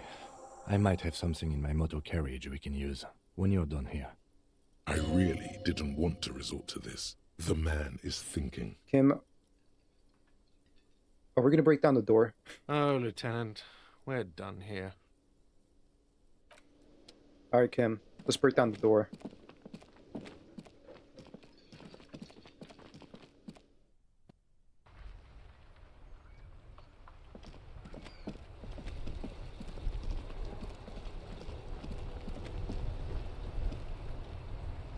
Inside, you see a set of steering levers, a radio microphone. I have something here we could sell. Look in the back, in the suspect transport enclosure. Transport enclosure? Regular people just call it the cage. Wait, what? Transport enclosure.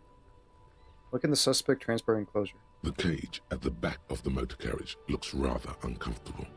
4 shiny hubcaps are stacked against the seat. Their silver edges sparkle in the dark. I confiscated this for a little while back. We can take them to the pawn shop down by the Martinez Canal.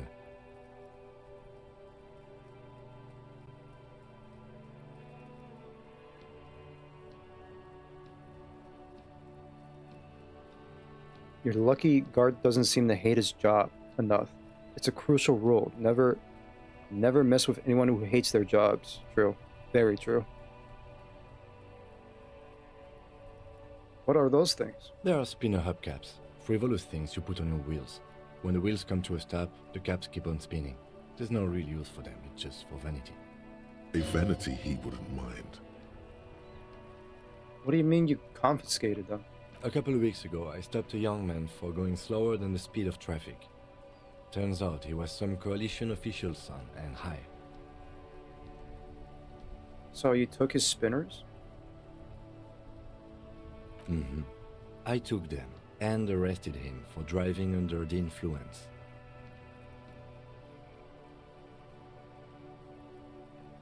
Isn't that corruption? I don't know. Is it? I was going to take them into evidence, but they weren't necessary for conviction. He never asked for them back. A couple of weeks ago, I stopped that they are. I was going to take them into evidence, but they weren't necessary for conviction. He never asked for them back. Did you want to put these spinners on your machine? No, that would be silly. I don't know why I kept them. It doesn't matter.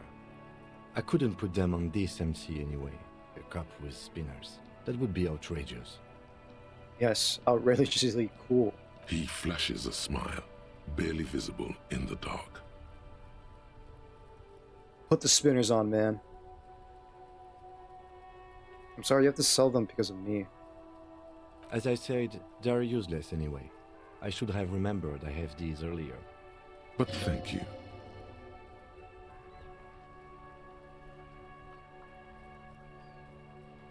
Man, I want him to put on the spinners. But I gotta sleep. Appreciate your help. The lieutenant nods as you take the spinners.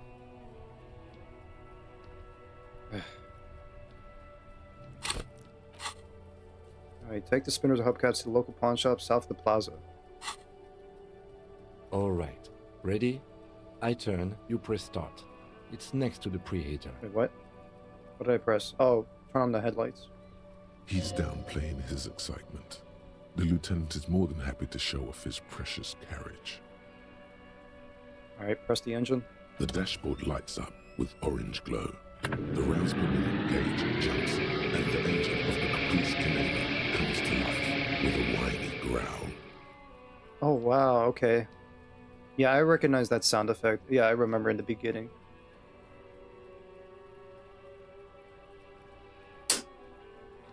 Alright, press the button labeled headlights. The lights unfold with a little click, casting electrical light onto the ground before the vehicle. Why can't we all have someone like him in our lives? Yeah, I wish. I wish.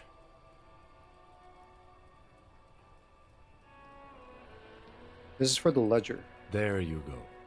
I'll turn them off from the remote once you're done. We just need to stand in front of the machine now.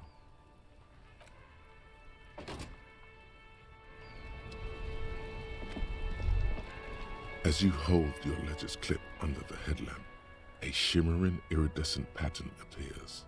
One you've definitely seen before. One you definitely seen before. There she is. Revachol West. There's a note of pride in the lieutenant's voice. Around the borders of the watermark are dozens, no, hundreds of micro-perforations. Look at the shimmering street grid.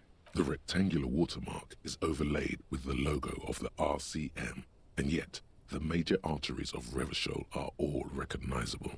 They shimmer in the Kanema's headlights. Wait, look around you. You catch a faint glimmer from a broken beer bottle in the distance. Sounds. Two men engaged in a drunken argument, followed by the closing of some distant window. Ah, Martinez at night. He smells the air and says, "Where are we on this?" Point the halogen map. Let me see. He takes the ledger for a moment and inspects it. Right here. He says, his finger near the top of the map, on a segment of coast jutting out into the great ocean. Seems nice. No, it does not. The lieutenant says without optimism. The rectangular watermark is overlaid. Let me see. Right here. I'm sure I've seen worse. Oh, yes. Coal City. Le Royaume. The burnt-out quarter.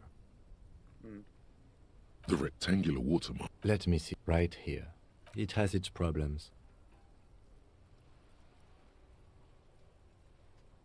Look at this perforations. There are many of them, and they are divided into 3 separate rows. Tally up the different rows. The first row has 18 dots. Not bad. Not bad for what? You don't even know what it means yet. What about the next one? The next is the longest. It runs all the way around the border, and then some. Count them individually? There are so many, it's hard to count. More than 150, at least. Maybe even 200. What about the last row? The last row has 3 perforations. 3? That's it? That's it. Hey Cam, what do all these holes mean? Those are perforations. They represent your record as an officer of the RCM. They are your statistics, as it were. I should have guessed you'd keep a record. Officers often do.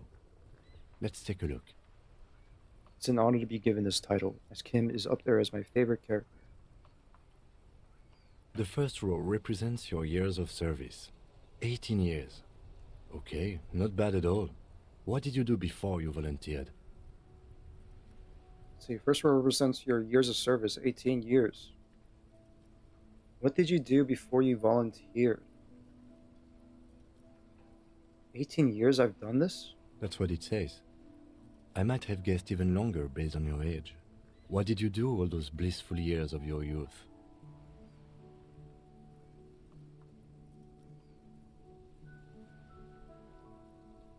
Probably some boring office job, same as everyone else.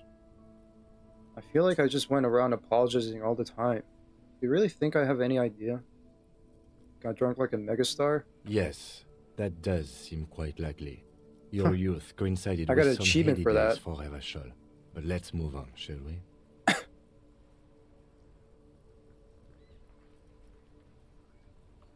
This next row, the one that wraps all the way around, is your number of closed cases. Closed is good. It means finished. You've got, let's see... That's a lot of closed cases. Wow, more than 200. Is that a lot? It's quite a lot, even for someone who's been on the force for nearly 2 decades. Usually, clearing more than 10 cases a year puts you in the 90th percentile of all RCM officers.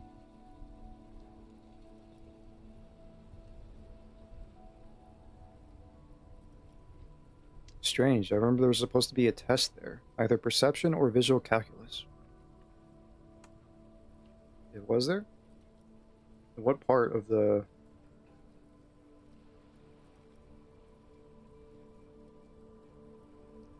I don't know.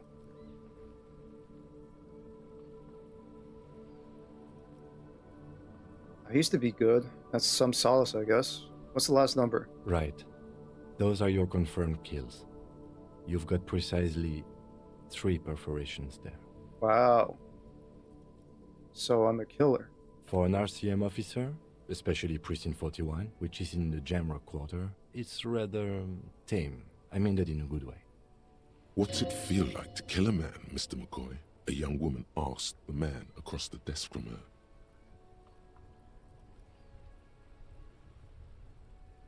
Honestly, babe, says John McCoy, crossing his ankles over said desk. I don't feel anything anymore. It's just like brushing my teeth. I do it once or twice a week and don't really think about it. There's no trace of guilt in his voice. I remember it was perception. It'll help you determine the exact number of perforations. There are certain officers who treat their kills like some kind of ghoulish game. If they do happen to solve a case, it's usually by accident.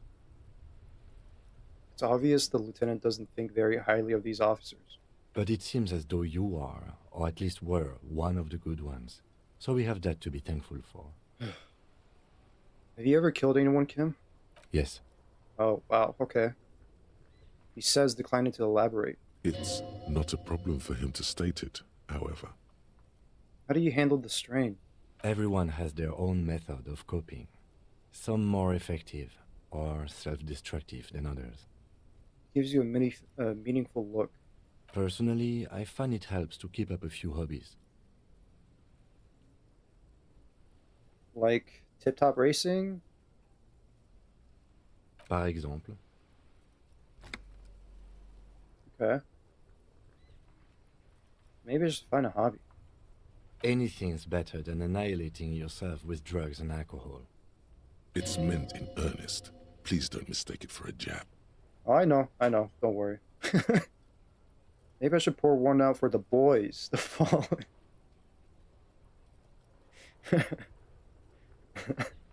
I haven't heard that. I haven't heard that phrase in a long time. Pour one out for the boys. Thanks for this. The lieutenant nods. Okay, let's go. Right. I'll go turn off the lights. You can now see your statistics on your journal page, to the right of the task description.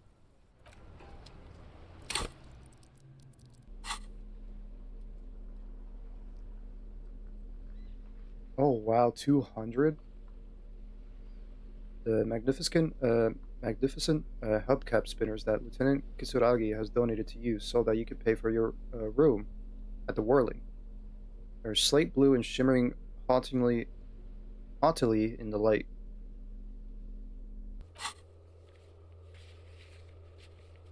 Oh, I see it.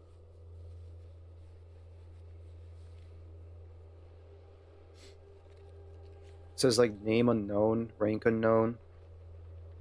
Superstar Cop 7, Apocalypse Cop, Sorry Cop 2, Boring Cop 1, Communist 1, Fascist 1, Ultra Liberal 1, 3, Moralist 2, Good Cop, Bad Cop 10, Honor 0, People Killed 3, Cases Solved 216, Years in Service 18 years.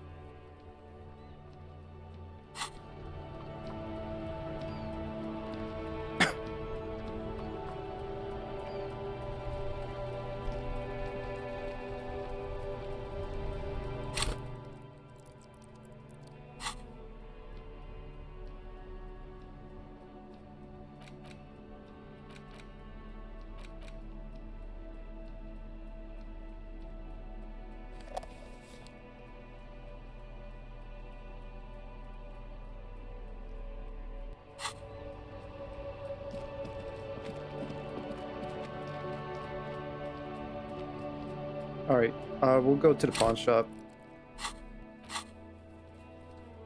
South of the plaza. I think the word... Alright, so east is at the Arbor Gates. So this is east.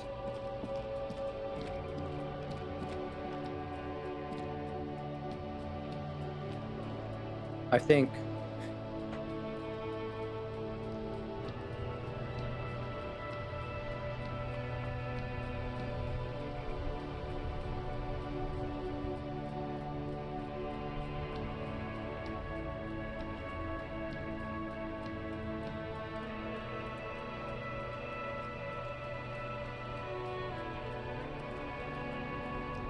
Or south. Like, south is supposed to be this way, I think.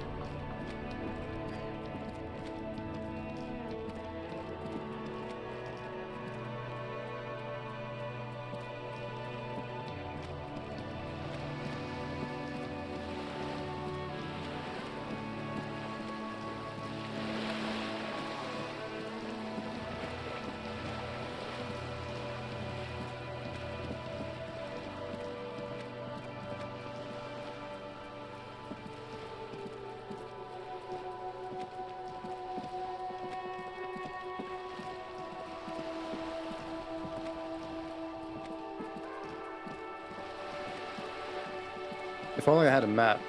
I don't have a map at all.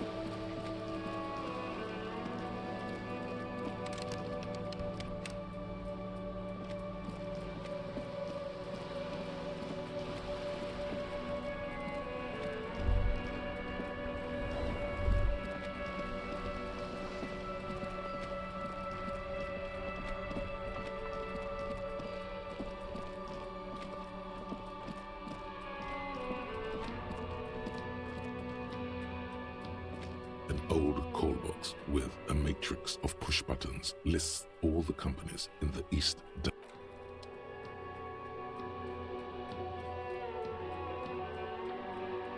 If only someone knew to inform you, but I'm trusting we won't be going to another battery situation.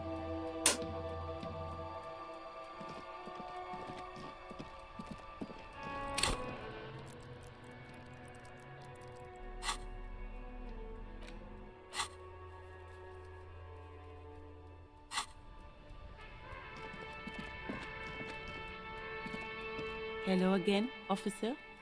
How are things? Oh, the body's down. Down? Do you mean the body is finally gone? No, the body's down on the ground. Oh, right. Can you tell me when you've taken him away then? Yeah. No. Do not report back to this random civilian about anything. Why? It's so late and you're still here? I'm a Nighthawk. What can I say? Odd. Of course. Where to? Oh, just south. Some shops and a bridge. The canal bridge leads to the coast, but it's broken, I think. Some kind of accident, probably. Just coast. There's a little fishing village there, and a fish market. But that got closed down ages ago. No problem.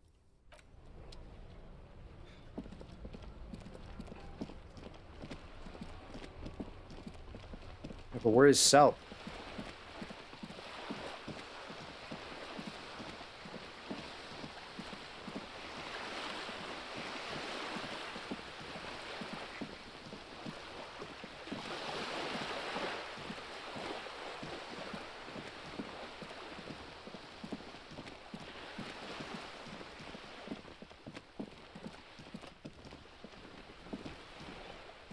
A sturdy metal door guards the southwest entrance to the apartment building. It's locked.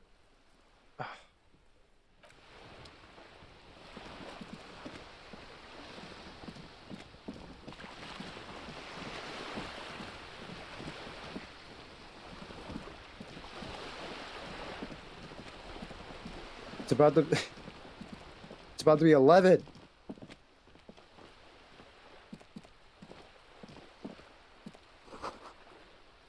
What? There's a girl up there. Did she spill the paint? Inside the frame of the motorcycle and repair and the tools used to assemble. You better keep walking.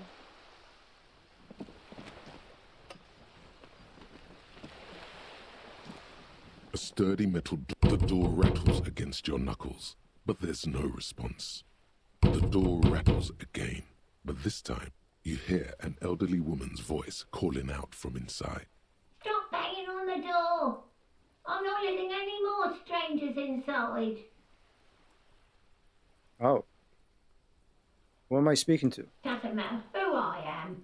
Now go on, get out of here. It was the police. Ha! The police? Everyone knows the police don't come round here. But I'm not joking.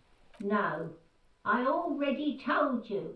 I won't be responsible for any more strangers getting into the building. Go check the backyard door. Maybe someone there will. Backyard door. There must be another entrance to the east. To the east?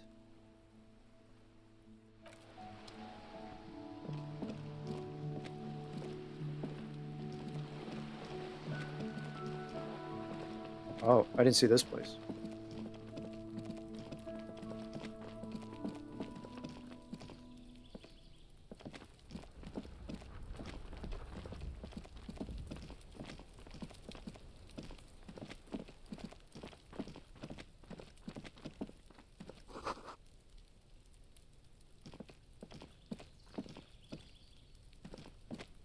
Where's the pawn shop?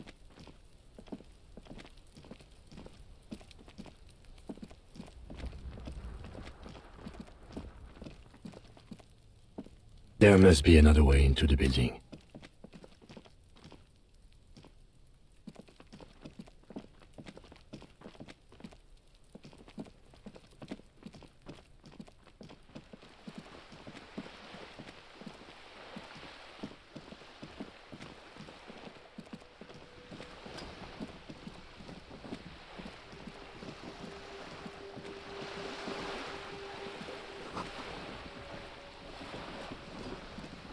It's turning into the battery situation.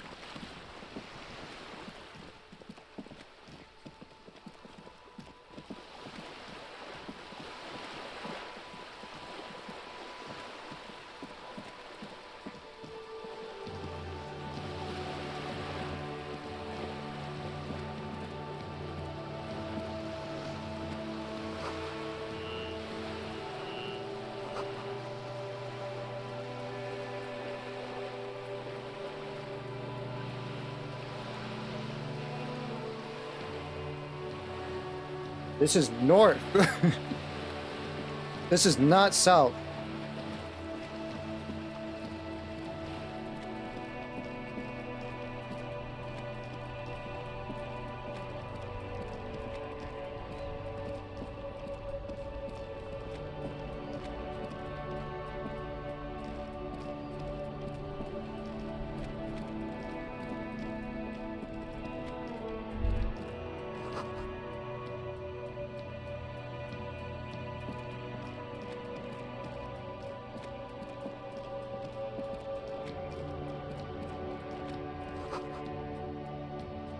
Okay.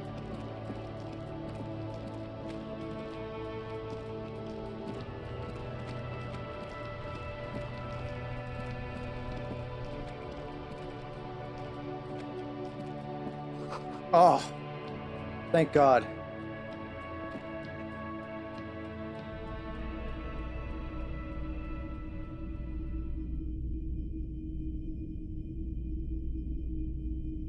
I went north instead of... Oh my gosh.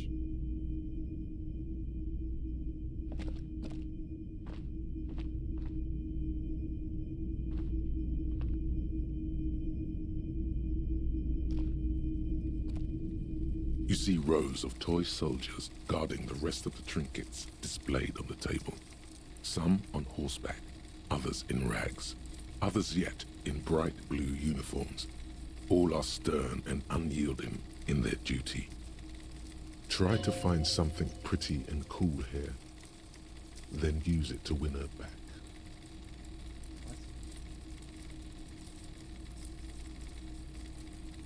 Win her back? Yes. Buy something nice. A figurine. This sounds off. You shouldn't trust this guy. Inspect the knights on horseback. Big men on big horses, clad in lamella armor and carrying flintlocks. The kind that would mow down a line of enemy soldiers in the blink of an eye. Who are they? Franco-Nigerian knights. I used to be very serious about these guys. A long, long time ago. Inspect the blue uniforms. They're not all blue.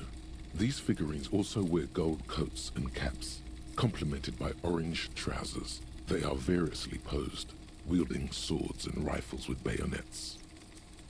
Are these royalist soldiers? Which ones? Ah, those. Yes, they are. I find the paint job a bit gaudy, but children like the bright colours indiscriminately.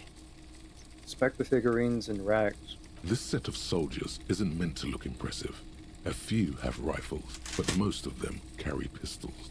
Some even shovels and tall sticks.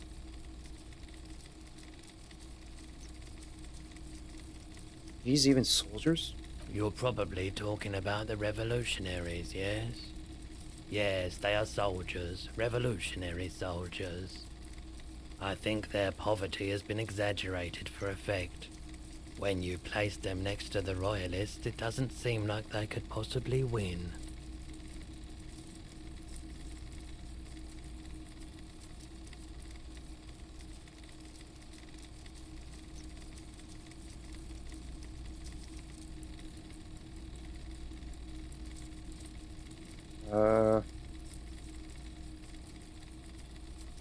It's meant to give people hope, even we can do it. The contrast is meant to be disheartening, as it ought to be. It's impossible to win against the cohorts of capital. Ask my friend Garth, whose bitch had made at me. It seems like a nice shop. One of those you'd found a shady vendor that immediately know what you're looking for. Quite the cozy ambient to be. It's been a long... Well, I don't think I've ever been to a pawn shop, but like something similar like this old like antique, like rustic, like types of shops. And it's like it smell like the smell would be like wood, just straight up wood, and like probably tobacco.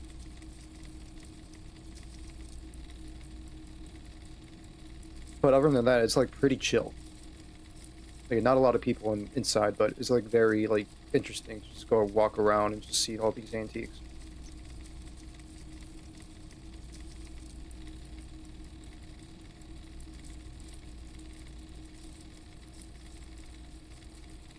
I wish it was more nuanced. As it stands, I cannot comment.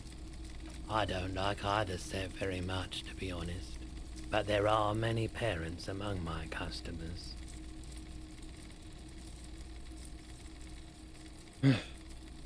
Enter face it. Dig up a truly cool figurine in the box under the table. Everything you pick out seems faded, chipped, and sad somehow. Most of them are just broken toys. I failed. Alright. I guess we'll come back later.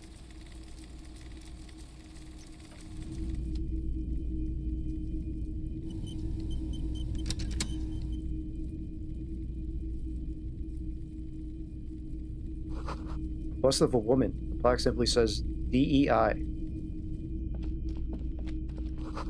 In the dark, a film projector is whirring away.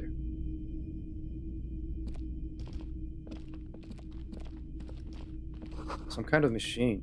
An antique cash register.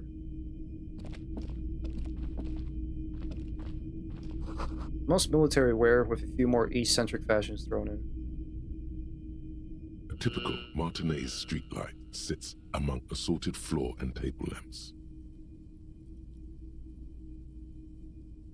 I really can't encounter many of these thematic shops. I only know about a few that accept almost everything as long as it's older than your grandfather. Normally you could find nice suits for a good price in places such as those.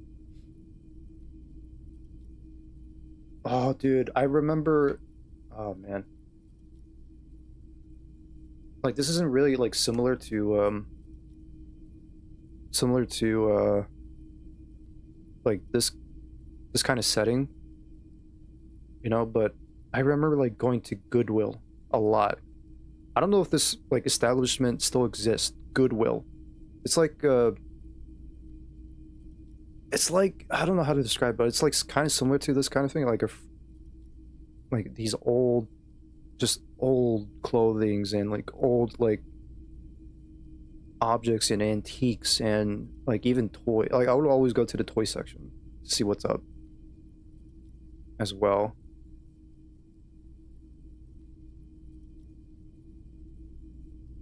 Man, I haven't heard anything about Goodwill in a long time. Never heard about it. I think it's just like American stores.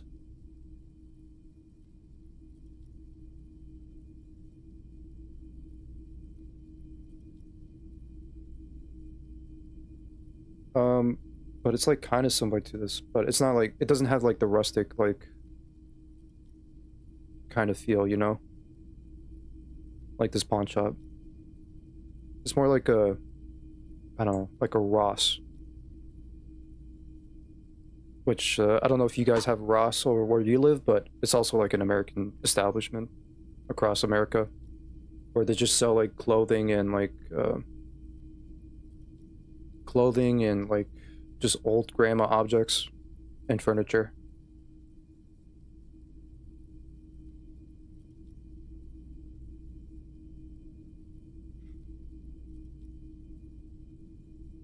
Anyways. Typical Martinez street light sits among the sorted floor and table lamps. Let your gaze run over the street light. The light pole has been carefully cut, and the wiring has been redone and attached to a standard indoor plug. The light buzzes faintly, but persistently. So it's like those thrift shops? I think it's called thrift, like thrift shops. TH. Not D. Although this kind of shop only sells clothing, but when you speak about it, it's like a picture painting in my mind. It's also where they pay their managers minimum wage.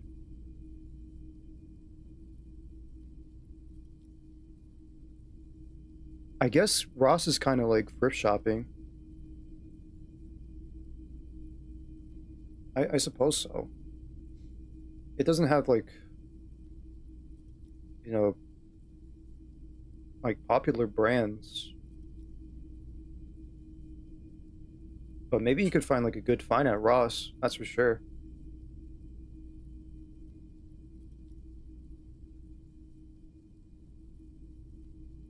This would make quite a statement in your living room. Having a light pole in my living room? How the fuck did... How could you even accept a light pole? Or a street light? Is that a street light? Yes, officer. As you see, it's in perfect working order. His manner is casual, but his speech is careful, measured. He wants you to know that he has nothing to hide. A street light pole, not any light pole. Where did you get this? It was brought to me to be altered. We are not here to investigate the theft of city property. You have to admit it's rather clever what he's done with it. How much for the street light? 700 real. Ugh. A bargain, I dare say. Are you out of your mind? There's just one like that on every quarter. Even taking into account the risk of obtaining a light, that seems a bit steep. 700 sounds about right. I imagine it wasn't easy sawing off that street lamp. Hey, I don't know where it came from, but it's not every day you get to buy and sell something so extraordinary. Oh my god. Goodbye. You actually buy the street light.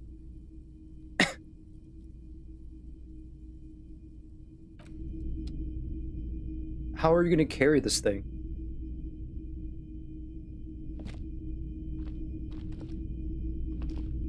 If you don't mind, please put the flashlight away.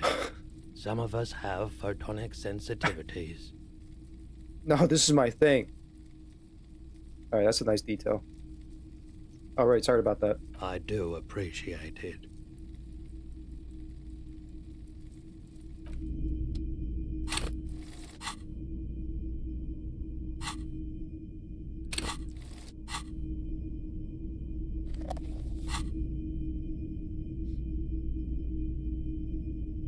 It's not often that I see officers from the RCM in my pawn shop.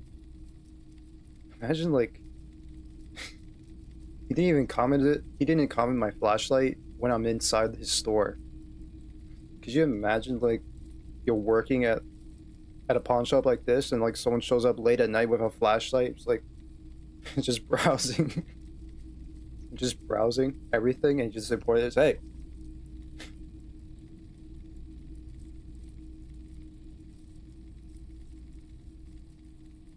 What can I do for you? His courtesy is not insincere, but he prefers being alone with his projector, just watching the movement of light across the walls of the shop.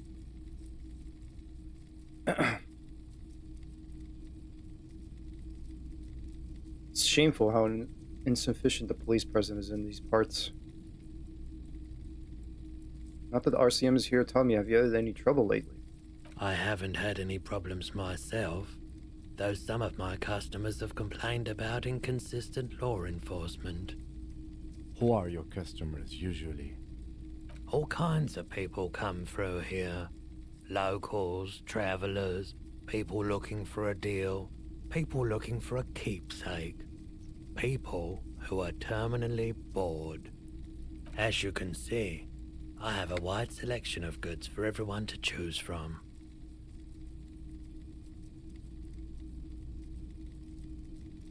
Look around. Typical vacious consumerist objects.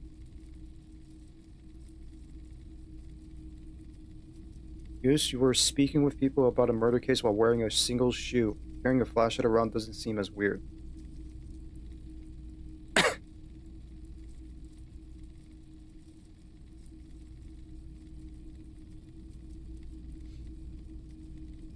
Yeah. But people didn't comment on it.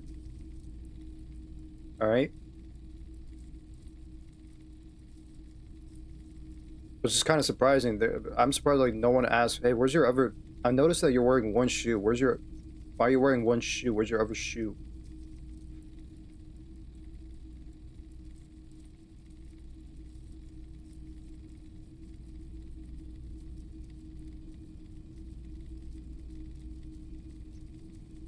Honestly, I think some of your selections are more tasteful than others.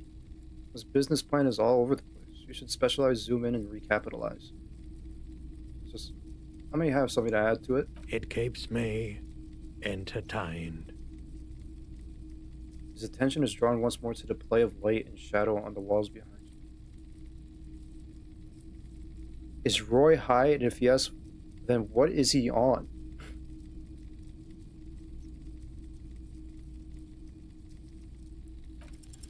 Okay, he definitely is high. Whatever it is, you've probably done it, and many other things besides. But you can't cut through the jumble of sensations to get to the answer. A guarded man like him wouldn't tell you if you asked out loud.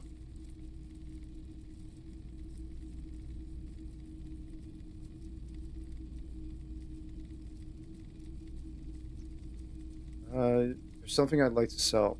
Yes, we'd like to sell these hubcaps. Oh, wow. Roy takes the hubcaps from the lieutenant and inspects them. The spinners appear iridescent in the dancing light of his pawn shop. Yes, these are very, very good. Did you defraud some foreign prince for them? Jump a misc banger? No matter. I'll give you 200 real. No one was defrauded or jumped, I assure you. The lieutenant explains as the pawnbreaker opens the register and counts the cash. Of course. I meant no offense. 200 real for you, officer. Delightful doing business with you. Do come again. Now so let's buy the light. Thank you. Let's buy the street lamp. The street light pole, whatever. Here's the 130 real you need for your bill. Do not waste it. The windfall is a small consolation. Anything else you're thinking of selling? I'd like to sell my clothes. I have a fascinating photo. I have to go to sleep, alright? Another time, perhaps. Another time. I'll come back, alright? I gotta go. I gotta fucking go to sleep now.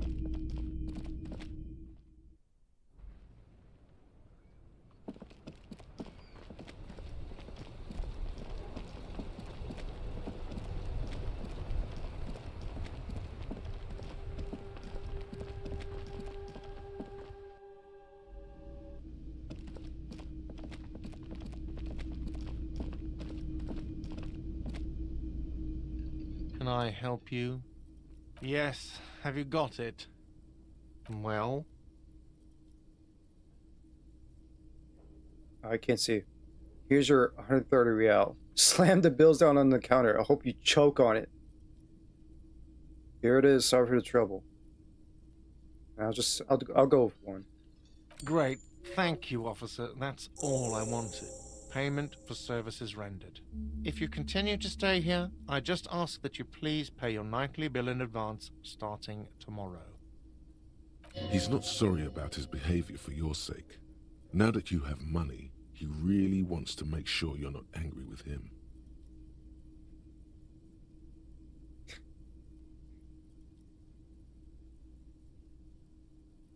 Alright, guard. The electronic lock to your room has been disabled till 9 p.m. tomorrow. Please pay for each night in advance starting tomorrow. 20 real per night. I'll take a room here too. Of course. Always happy to have officers from the RCM as guests. Anything else I can do for you? I killed Arthur for the second time. My beloved Arthur! My beloved Arthur!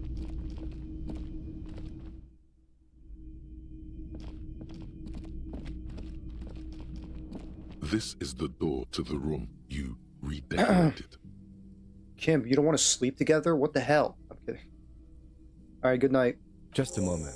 We should talk about our progress on the investigation. Let's go out to the balcony. Alright. Are you sure? I mean, it's about to be midnight.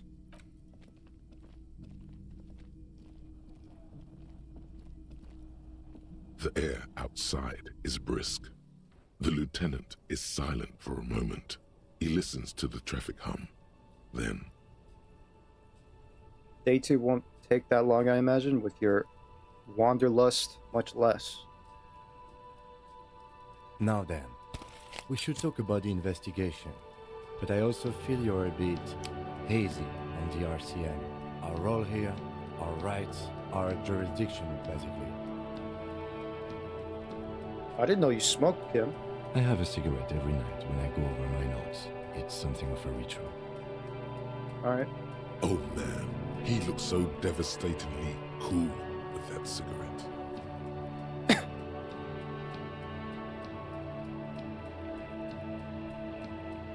How did you get so cool, Kim? You mean this? This isn't cool. It's an unnecessary trial of will and unhealthy. Keeping the habit within the parameters he's given himself takes a lot of focus. It would be easier to simply quit. I should take a thumbnail like this.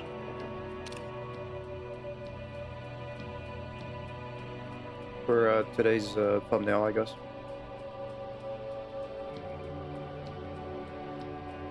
Yet, were he to quit, he would lose the cool factor. This man relishes his cool quite a bit below it all. Right then, a debrief? Yes. It's been a long and eventful day.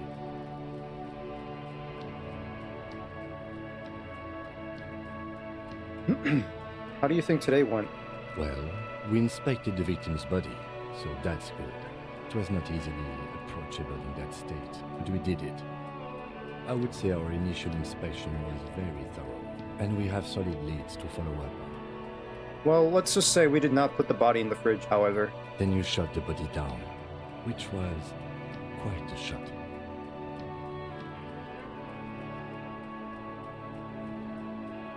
I can't wait to shoot more shit. I think I was born with a gun in my hands. It was nothing really. I was just doing my job. I was inspired by your confidence in me, Kim. I admit I wasn't sure whether I should give you the gun, but I'm glad I did. Your shot enabled us to perform a field autopsy on the victim. We found some things we can really work with. I still feel like we're missing something, but we performed a thorough search of the premises of the crime scene. That's great. He's right. You could smell it. That something is missing, even under the overpowering odor of the corpse. Now, as for interviews, my list of people to talk to here in Martinez, I mean.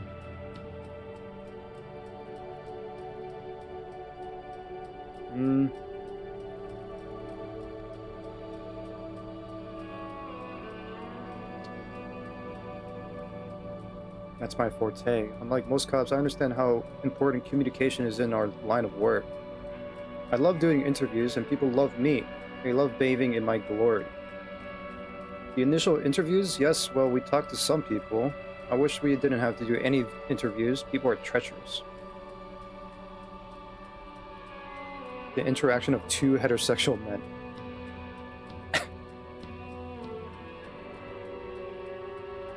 Yeah, 3. Including Evrard Clark, a daunting adversary, if there ever was one. He wasn't particularly forthcoming with useful information, however. He's a tough cookie, that one. We didn't talk to the Wild Pines rep. We really must do that tomorrow.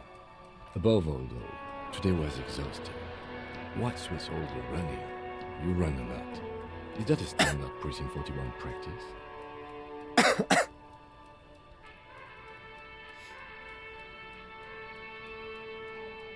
I don't like to waste time, you know? My mind moves fast. The rest of it has to try to keep up. I'm training for a long-distance run. I want to raise money for charity. Yeah, that's how we roll in Precinct 41. I don't know why I do the things I do, Lieutenant Kitsuragi. It's impressive, especially for a man your age. And in those hills. He nods thoughtfully, tapping his finger on the cigarette. Nice shoes, by the way. I like the green. Goes with the orange. Okay, sure. Thank you. So what are our powers exactly, the RCM? They're quite limited, actually. The power officers of the Revachol Citizens Militia exercise most frequently is imposing fines of up to 1,000 real for offenses, in accordance with an interdepartmental schedule.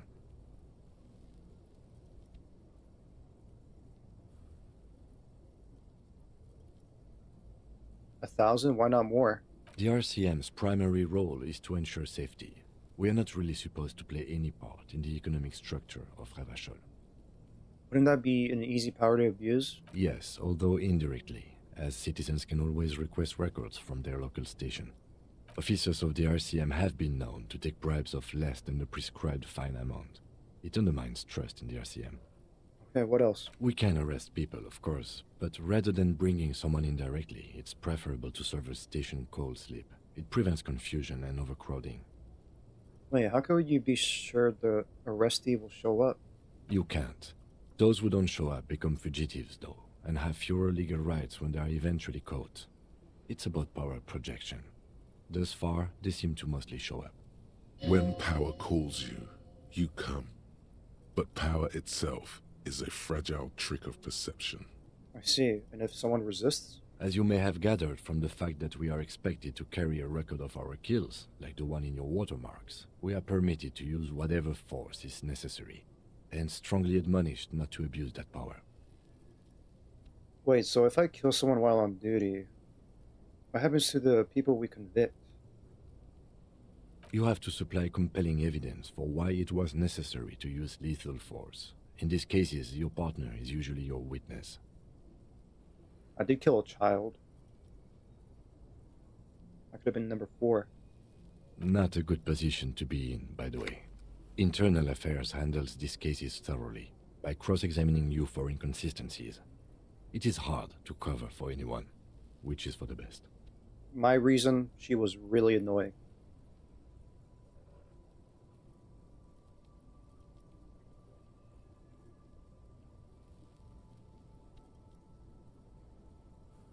What happens to the people we convict?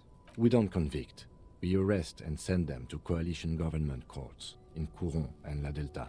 The prosecution works off our testimonies and records, which is why it's paramount to keep them.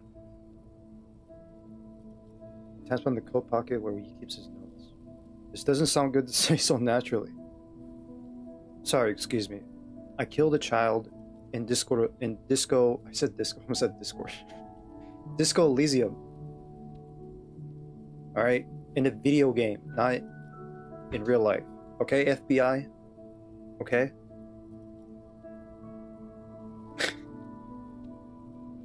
And by what I meant about fourth kill, I meant like in game. Like this character killed 3 people, and that girl could have been like the fourth kill.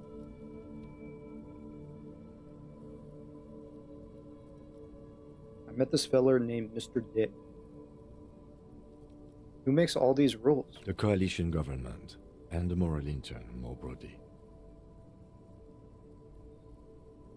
The RCM was formed by the coalition government to restore order in the international zone after the revolution. So we did. Now we attempt to maintain that order. No more, no less. His gaze is absolutely fixed on the window below that just went dark. Or perhaps it is better to say we were allowed to form. It's a point of contention whether the citizens of Revachol or the coalition government founded the RCM.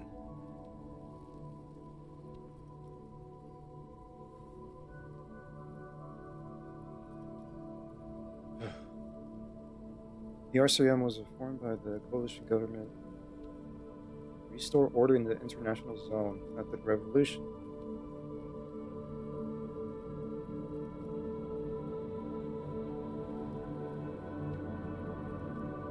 Interesting, okay. The ranged streamer tries dodging serious allegations of murder in video game using Disco Elysium as excuse. Viewer description advised. Isn't it viewer discretion advised? It's discretion, I think, not description.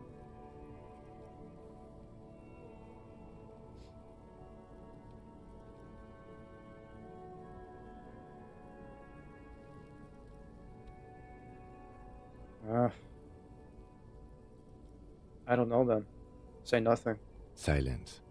A great comment to such a conundrum.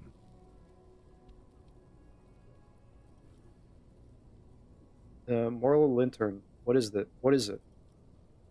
The Moralist International are the world's largest political organization. You know who they are. They have been running this place after the revolution failed. That's to enhance the joke, Goose? Oh. Oh. Sorry for being, like, I don't know, a nerd about it, I guess. Or like a grammar police or whatever. Isn't it actually, discretion?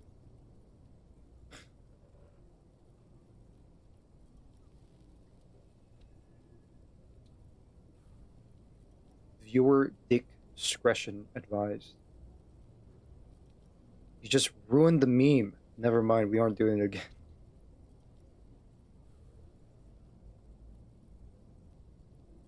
Oh, great. Oh, no. Oh, Goose has done it again. He has ruined another thing. He has yet again ruined another thing. He ruins everything. He ruins everyone's joke. This man is insane.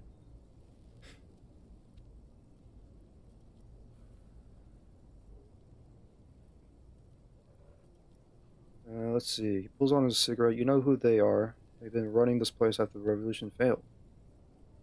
If I didn't know, how would you describe them? They're a union of center-left and center-right parties across the Real Belt. Our coalition government is just one of its many projects. That's They half-light also run speed. the ICP, EPIS, most intergovernmental organizations in the world.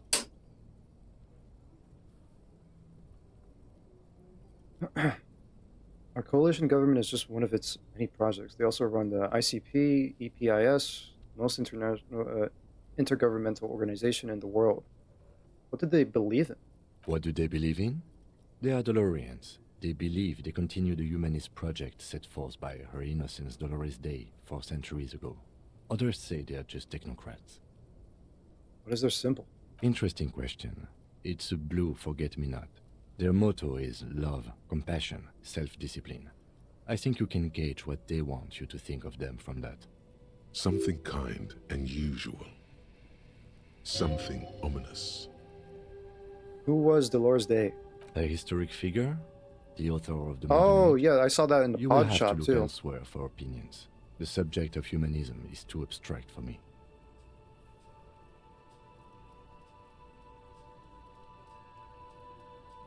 The subject of humanism is too abstract for me. Yeah, I saw the statue of her. I guess that was supposed to be her. I read it as DEI. That was Day. That was Dolores Day. I got an epilogue 1 save finally. Nice. Nice. What do you think of them? Moral intern are a fact. I try not to have opinions on facts until they change. And it doesn't look like that's about to happen. It is more than that. There's some kind of affection in him. You like the moral intern? Yes, I did, when I was younger. In my 20s, I considered myself a moralist. A blue forget-me-not, a piece of the sky. They're not all that bad. That's another leitmotif associated with moralism. But the years have changed that. I don't know what I believe in now. No, I believe in the RCM. That's enough for me. I have an opinion on the moral intern. Do you? Things are bad out there. We need them here, giving us the right to police Revachol. They've done an awful job here. Have you seen the place? This isn't humanism. We are stooges of the world's biggest bourgeois organization, protecting bourgeois rights. Water silent. Immigrants, liberal kids. Fucking men are turning into women. On second thought, I don't have an opinion. Forget about it. I'll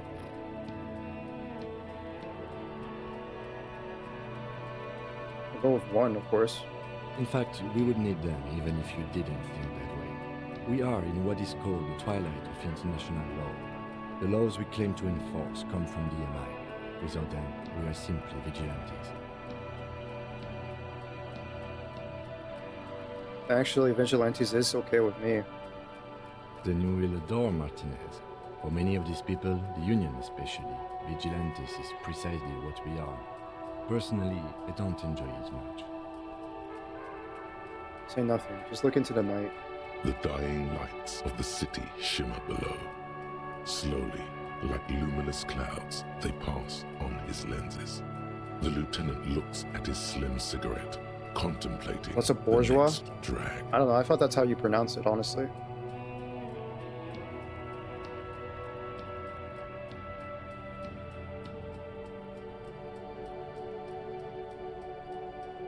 The dying lights of the city shimmered below.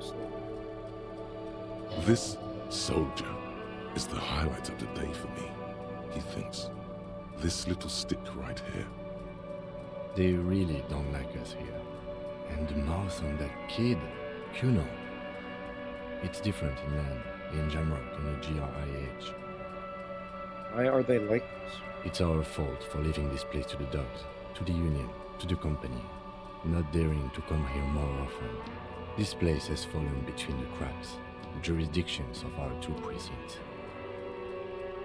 And in Jamrock, in the GRIH? We run this city. West of the river is RCM land. He looks at the dark silhouette of the equestrian monument cutting into the night sky. It's incredibly hard. Human beings are... But we are in control, and it's worth it. The organization works. Our systems work. If they didn't, the city would disintegrate. Night. Captain Bartholomew Price steps into the yard. A piebald horse waits by the motor carriage, chewing oats out of an oat bag. Seagulls fly overhead. The sky is black. Captain Price wears a black suit and a standard patrol coat as he mounts the horse to head home. Rows of houses on either side, hunching over the sidewalks, and Precinct 41 with its dome roof growing distant. Around him, the streets are silent. A kid on the corner waves at the captain as he takes the turn on Petition and Main. The horse neighs. The captain nods back. Thanks, kid, he thinks. He's grateful.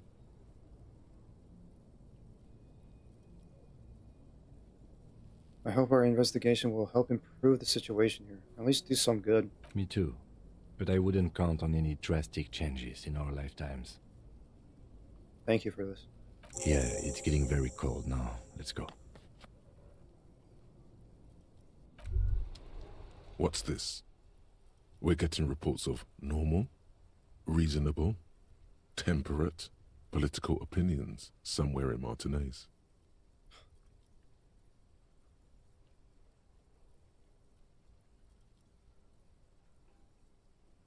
This is because I keep saying none of the above to political stuff, isn't it?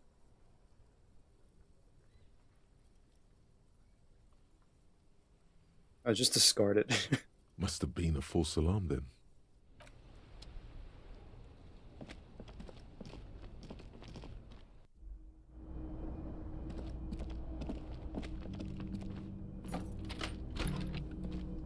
Take him. The bed is cold and not particularly inviting, but it's yours. The sheets look awful. His name is Harleen.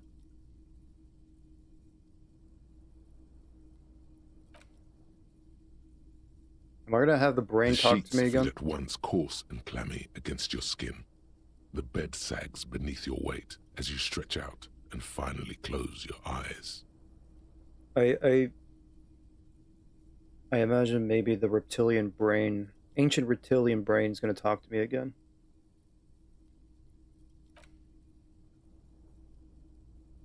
And then sleep. And then sleep doesn't come.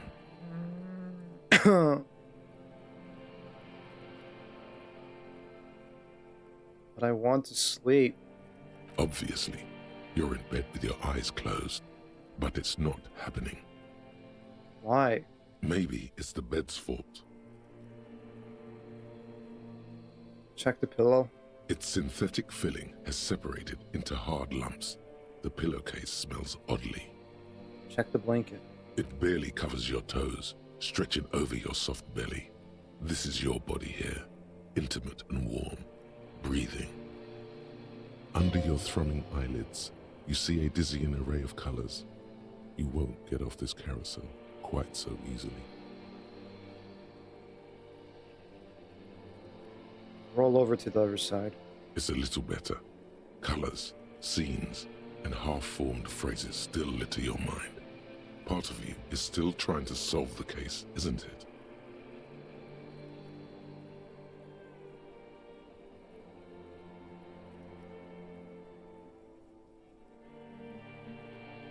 Who killed him? Something to do with, what was it that the lieutenant said? Union? And it's gone again. Your thoughts lost between the slowing brain waves. No more thoughts. Fall asleep now. Your breathing steadies. A great silence washes over you until your eyelids twitch in your sleep and images start forming.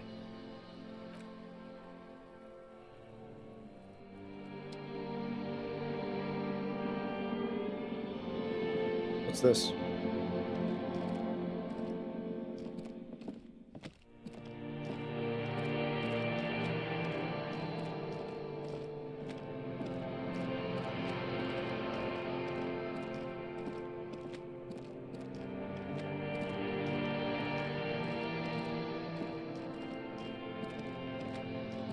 Oh, what the hell? Do you remember the scent of your childhood?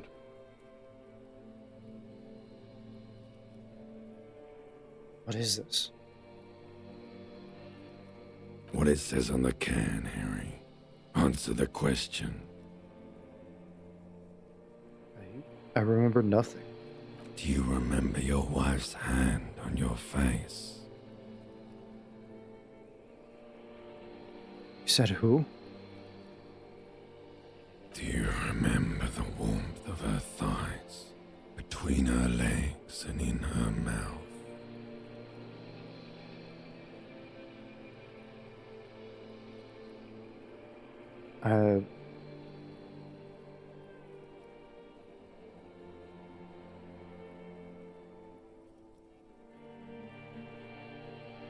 Tell me what this is. I'm not answering before you tell me who you are. You know who I am. I'm the bad day. The one where you ask her, and then later in the streets, wandering. It's the worst day of all time, Harry dear. And it's coming. She will hear about it on the phone.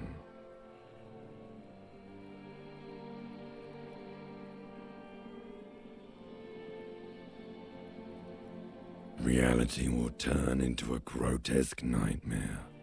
This will be the last thing you did to her. Tell me, do you remember the love of your life?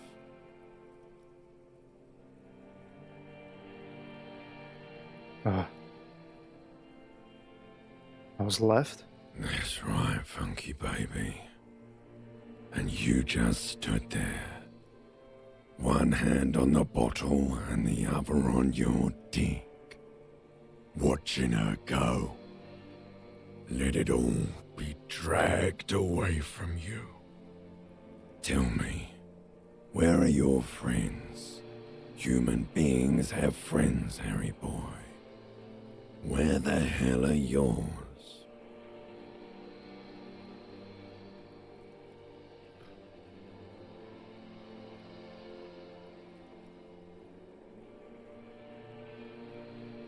I could get it all back.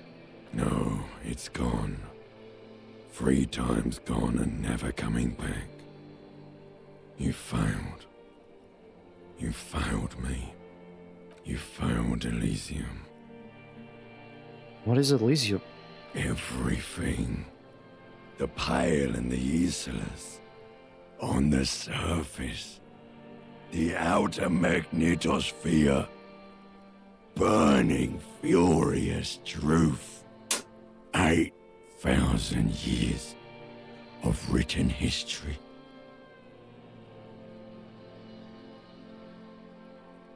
You really tried. dropped the ball, Harry. 4.6 billion people. And you failed every single one of them. You really fucked up.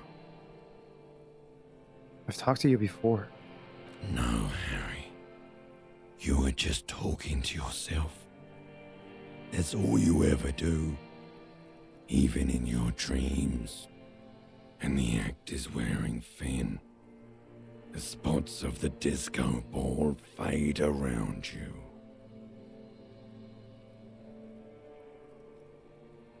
So that's the Elysium on the title. You gathered both disco and Elysium. I imagine the game's credits about to roll. You'll be back in those cold snakeskins in no time. Sweating up the bed. Stinky boy. We can get back from this. You're not coming back from shit. Thrashing around in that high conductivity state of yours. Bumping into things and acting like a clown. Who are you kidding? I'm trying to solve this case. You're trying to what? I can't hear you. This is just a word dream now. Jumbled up garbage. The pictures are gone. The bed rises to meet you. A thin, sleep-like state. More glass than velvet, grinding in your head. So something is wrong. Sleep shouldn't be this bad, this dry, this unnourishing. There's something wrong with your thoughts. Some kind of new type of hangover. What? No. Oh yes, party boy, and it's worse than the one before. Just think of the shit you saw. Here it comes too. So soon already. A silent alarm goes off in your head like clockwork. Barely let you sleep at all. Time to get those clothes on, Harry. Time to go to work in the shit factory.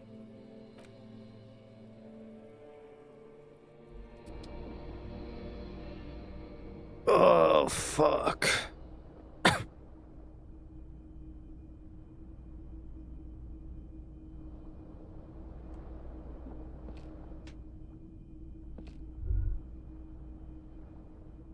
Good going, buddy.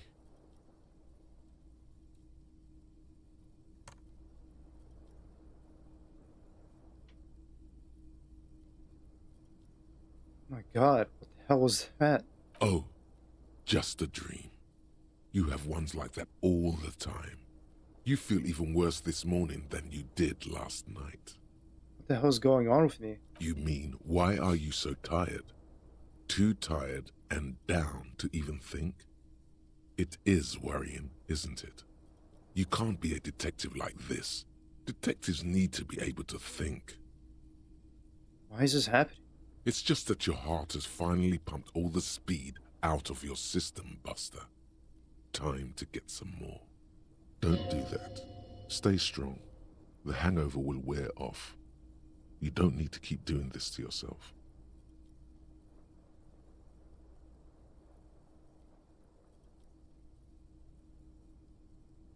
Don't do that.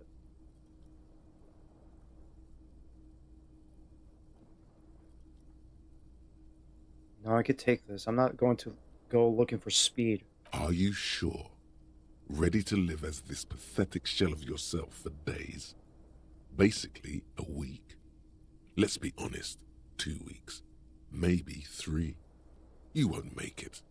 Half the town will be dead by then. You will be fired. That's a lie. I can do this without the speed. Half the town won't be dead. Suit yourself, slow, sad shell man. See how you do without your spark.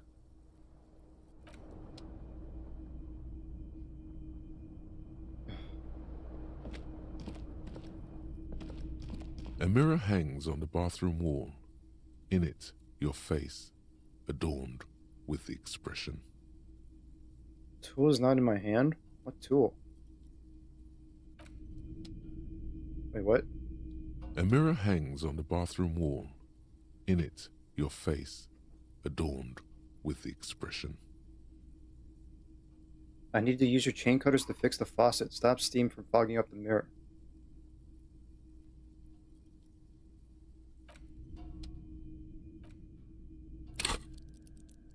Holy shit, I got like 3 skill points. I did not pay attention to my... Oh, whoops. I'm the one who only voted for The Last of Us. I thought that was Steven. I'm surprised Outer Wilds got 2 votes. Wasn't expecting anyone to know about it. Okay, so...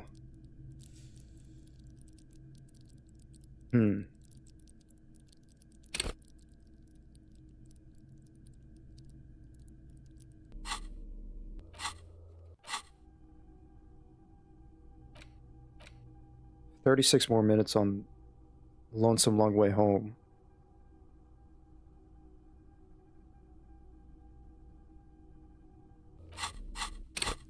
Let's see.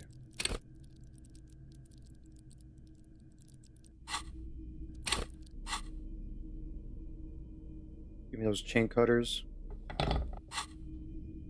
A mirror hangs on the bathroom wall. In it, your face, adorned with the expression. This is interfacing. This is electrochemistry.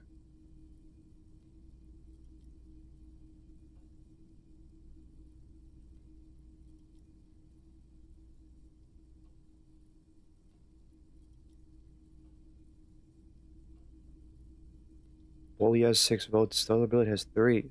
Wild Wilds 2. Last of Us 1. That is interesting.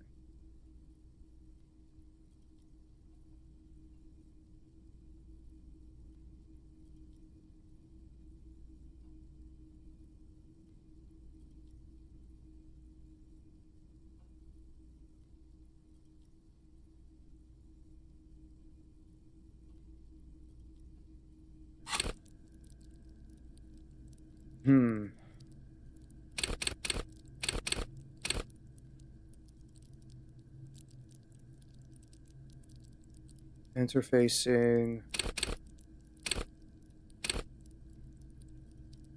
Interfacing wants you to connect to machines to use and improve them. That's because you make you a better human organism and enables you to understand interactions with machines. Be that how to repair the motor of a kinema motor carriage, how to analyze the way the suspects use the pen, or how to refigure electrical circuits. It even lets you to steal keys off a key ring without being noticed. At high levels, interfacing will isolate you from society. Why bother with people when you could talk to machines? And why bother with things like money when you could just pocket that display sandwich?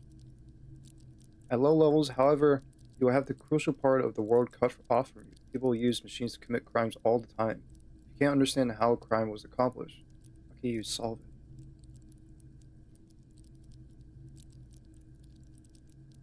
And then there's like one for electrochemistry.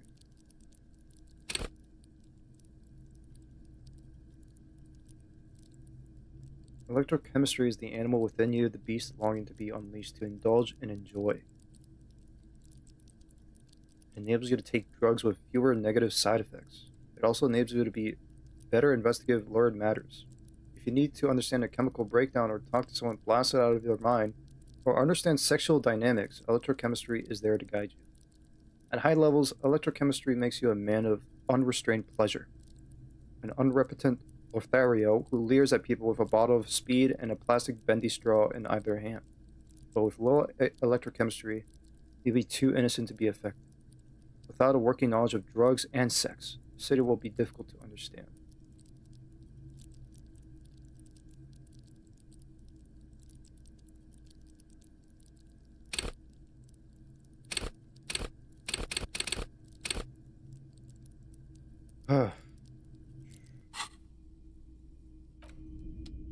I should save manually.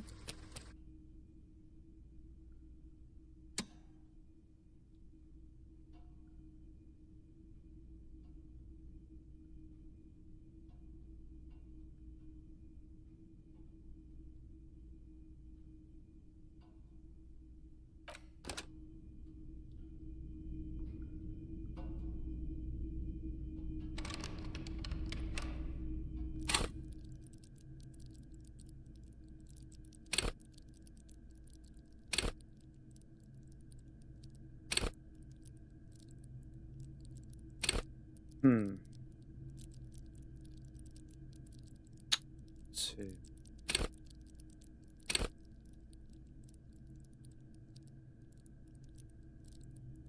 It is kind of good for like it. Honestly, interface is kind of good if I'm gonna be messing around with machines. I think I might do it. It's just like 3 level ups at max, so it's fine.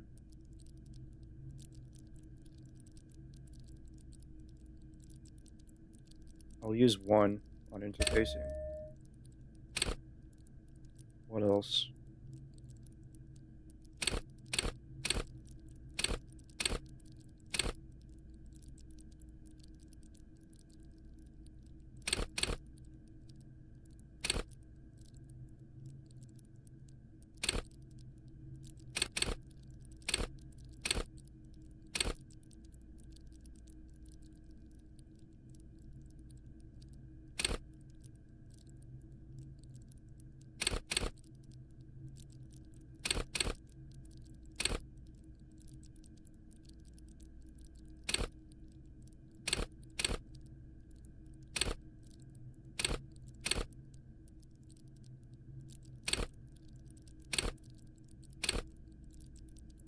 I don't know. I think I'll just do interfacing for now. A mirror hangs on the bathroom wall. In it, your face, adorned with the expression. Regardless of the order, those are all good picks. Though it's surprising the competition isn't that tight. But it would be indeed interesting.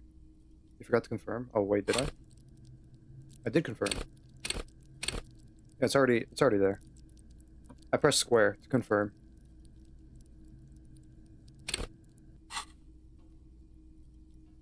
Okay, it's even. Alright, let's fix this faucet. The faucet is quite terribly mangled, but you just might be able to twist its parts into place. I could take the thumbnail. I could take this thumbnail as well. Take it. You handle the chain cutters deftly, applying just enough pressure. The faucet regains a recognizable shape. The steam stops. Told you that you needed those chain cutters. Everything is connected. Everything has a purpose. The mirror begins to clear slowly without you having to wipe it. Wow, wow, okay. No more steam. It increases my chance. Oh man, my electrochemistry is so low though. I could still try it, and I could always come back. It's like I did it! something Nice. snaps in you. A nerve ending. A thought. Let's go! A sadness. Your face in the mirror is suddenly clean of the layer that had distorted it for God knows how long. Give me a sec, right? I was like really excited that I managed to roll a good roll. It's like something snaps in you. A nerve ending, a thought, a sadness. Your face in the mirror is suddenly clean of leer that had distorted it for God knows how long. Just like that, it's over. The running gag that your life had become. A sad old man looks back at you. Oh, even the... Wow. Damn.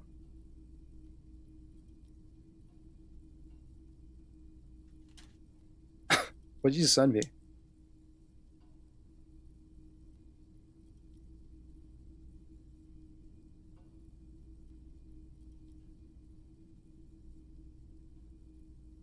Oh, you sent me the full picture?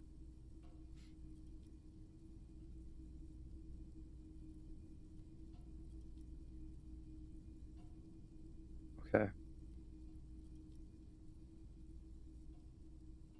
If you want to use it as a thumbnail, it's a clear version of the expression. I could use it as like one of the thumbnails. I know I gotta go back and like change some thumbnails in the past streams, so maybe I could use it as well. Yeah, I could use it. I kind of miss his smile. I ain't gonna lie. It's kind of weird now seeing him like not smiling anymore. Let the mirror be for now.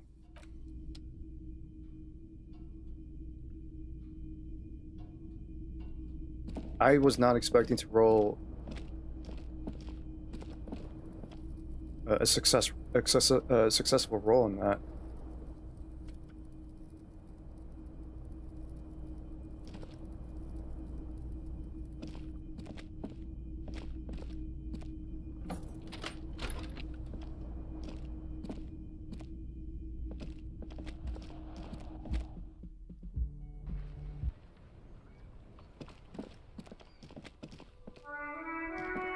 All right.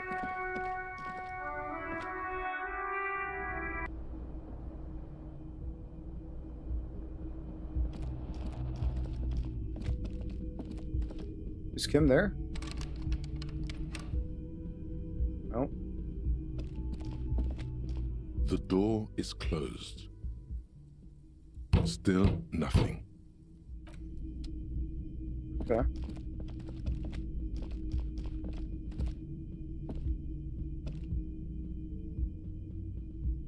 The odds are turning. If you gamble now, you might win.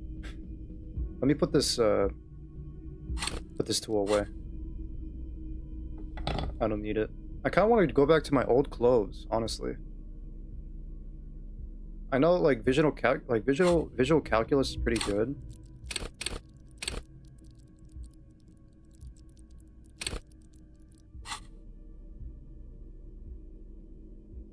Or my jacket, at least. I'm not sure.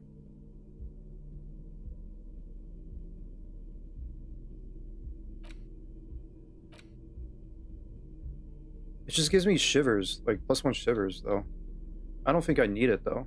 Like, I don't know. I don't know if maybe shivers might be important, but I mean...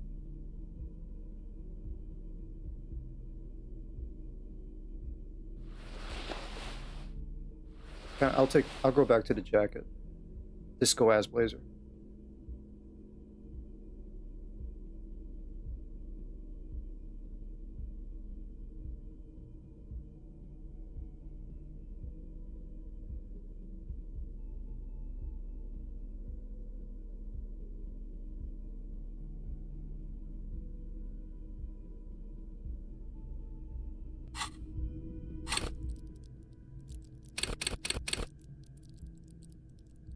Hmm.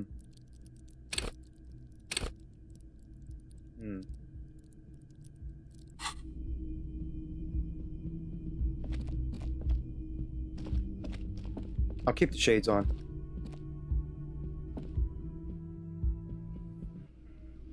Oh, shit.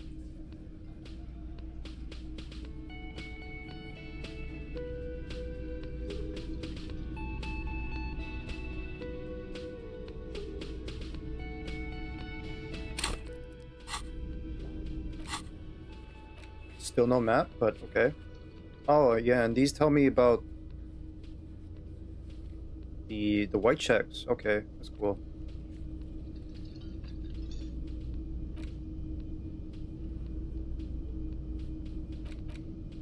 Find money for rent and pay guards. You need to find 20 real to pay for your room at the Whirling, or we'll be locked out to 21. As long as you don't have a free place to stay, you have to do this every night.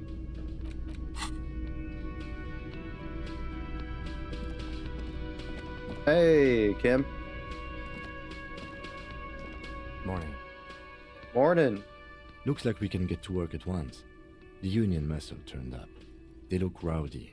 We should talk to them.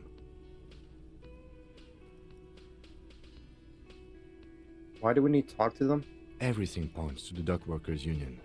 The belt used for hanging him, tracks in the mud, the circumstances in Martinez, my preliminary information. Which may, of course, all be wrong. But we still need to talk to them, and it won't be easy. What do you mean, rowdy? I mean ungovernable. Martinez isn't exactly enthusiastic about the RCM being here. They prefer to be policed by the Union.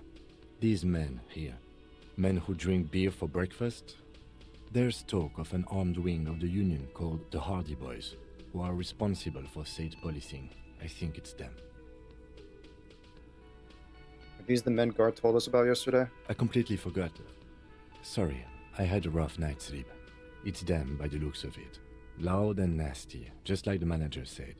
One loose thread less to worry about, and one big problem to replace it.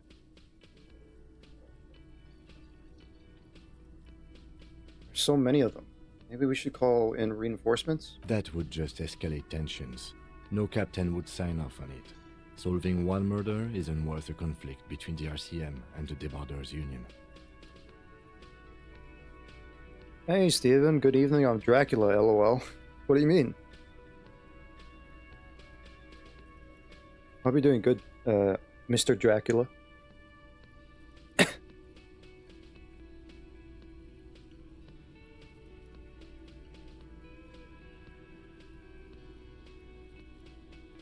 In fact, even the death of 2 detectives might not warrant an all-out war.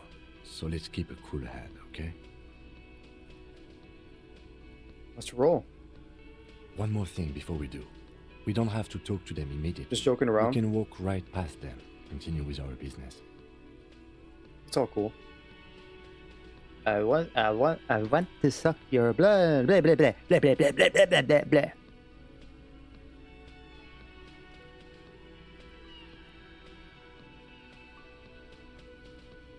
One more thing before we do. You don't have to talk to them immediately. We can walk right past them, continue with our business. Good. A power move. Purposefully concentrate on something else first. That's a good idea. Yeah, streetwise. Zoom right past. Do it on your own terms. But aren't you curious to know what they have to say about the murder? They're in no hurry to leave. They think they own the place. Anyway, I leave that choice to you. Whatever you decide is fine. Hey, Osprey. What's up? It's nice seeing you again.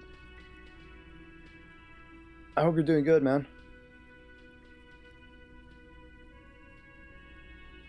Oh yeah, finally. I'm in day 2, baby.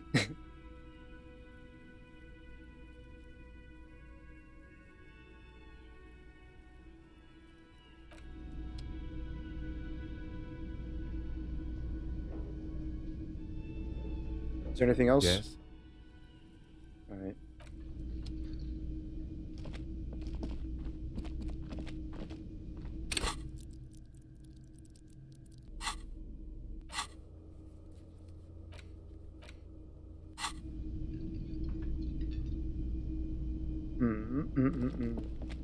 Talk to Gart. Can I help you? I don't have 20 real right now.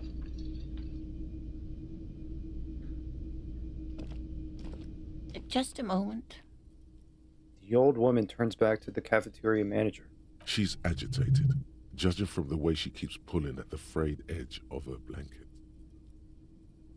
And there's no public phones nearby? The closest phone booth is down the coast. Sorry for the inconvenience, ma'am. The cafeteria manager appears genuinely apologetic. It's fine, I understand. Thank you anyway. I'm glad to see you again, dear. The lady is distressed. Perhaps something more upbeat might cheer her up. How could I be, like, cheery if, like, I have a face like that? I'm not cheery anymore. I don't have that expression anymore.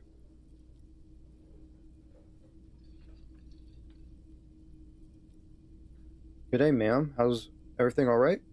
Please don't trouble yourself about me, sweetie. I was just hoping to make a call, but the Whirling's phone line isn't working. It's not?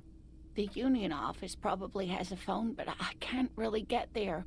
Or to the phone booth down the coast. And Gary's phone is dead too. He sighs. Wait, what's wrong with the phone line? The manager was vague about it. Why would he be vague about phone problems? This is something to look into later. Ask God, maybe. Why did you need to use the phone anyway? To let the young woman who's house-sitting for us know that we may be delayed. Morel, my husband, and our friend Gary were supposed to get back by Monday night, but they're still missing, and I haven't heard from them. I was also hoping she'd heard from Morel.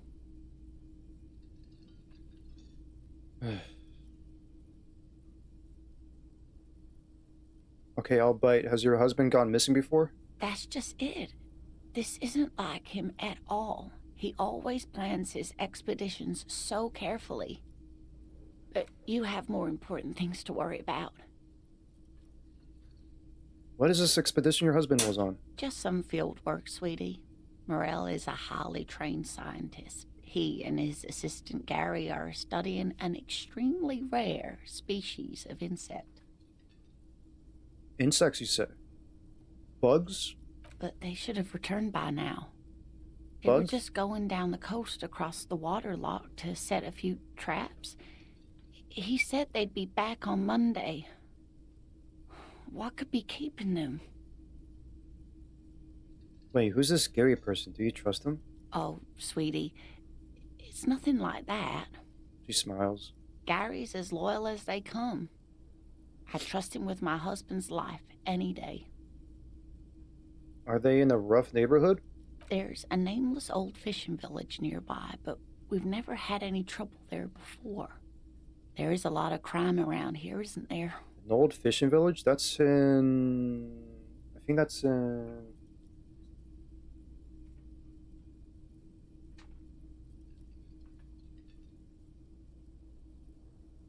That's also south. Across the canal, or across the bridge, but the bridge is broken. She doesn't trust him with when there's a bug involved. He's gonna eat it. I can't say it's the best part of town, but I wouldn't worry too much about a pair of grown men traveling together. The lieutenant doesn't want to agitate the woman. Do it. Find her husband. This will surely lead to a cryptozoological mystery with that extremely rare insect. Yes, the rare insect. Some fringe science is exactly what's needed right now. Spice up that vanilla murder investigation. Yeah. That's too bad. I hope your husband comes back soon. It sounds like a police business. I'll help you find your husband. Are you sure we have time to go chasing after bug hunters just now? I did suggest we play it cool, but... It's just a little side thing. We'll just do it down the line. I already got to give it my word. I'm honored bound to uphold it. I've got a premonition that this missing scientist is connected to our main case. I think it would be good to take a break from the hangman for a little while.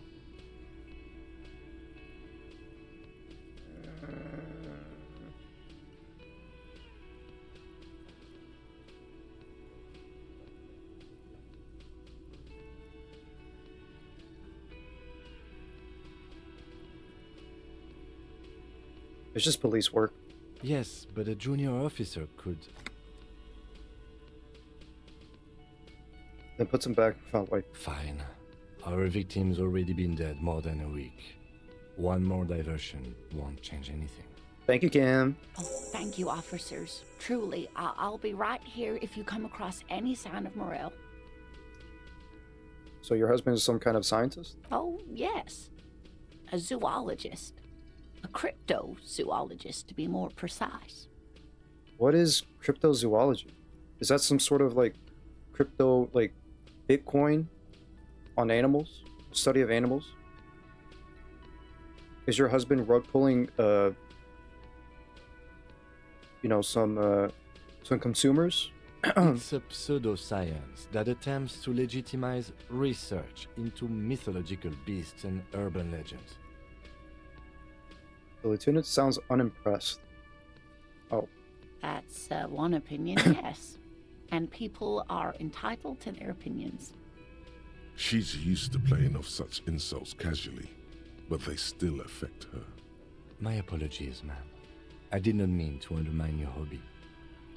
You never heard of Mothman? Oh, cryptozoology. Okay, now I get it, yeah. Cryptids, okay. I get it now, yeah.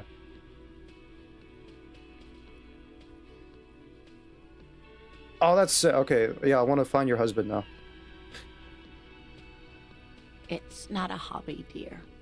It's a subfield of zoology, one specializing in animal species that are so exceedingly rare that many assume them to be extinct or even fictitious. Searching for such species called cryptids is difficult and often thankless.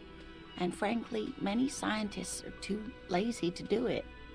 Universities these days are rarely interested in supporting real research. I don't know how could I forget cryptozoology, because like I did, yeah, I mean, duh, yeah. I heard the word cryptozoology before. I just, for some reason, I forgot about it. Like, come on, I used to watch like icebergs on cryptids before. She's completely internalized her husband's struggles. They are her own. Tell me more about Morel. Looks, character, your relationship. Oh dear. I'm not sure where to begin. The Mothman prophecies. What does your husband look like? Well, his expression is slightly grumpy, but his eyes are always bright and curious, like a small boy's. And his palms are quite coarse from all the field work, but he's quite gentle. It's always a challenge to describe the person you know best in the world.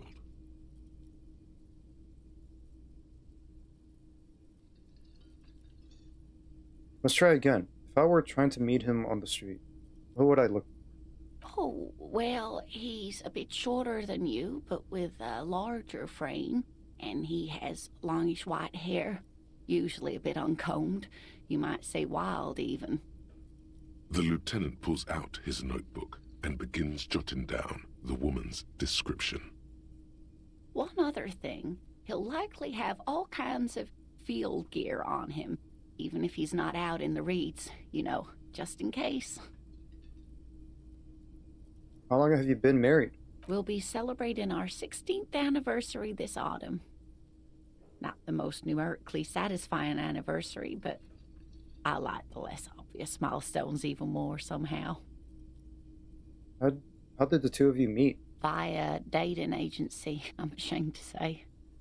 I was looking to get back into the scene after recovering from my accident, and he'd just divorced. We hit it off, and, well, here we are. She smiles wistfully. She's skipping over some important parts. Perhaps you'll find out more later.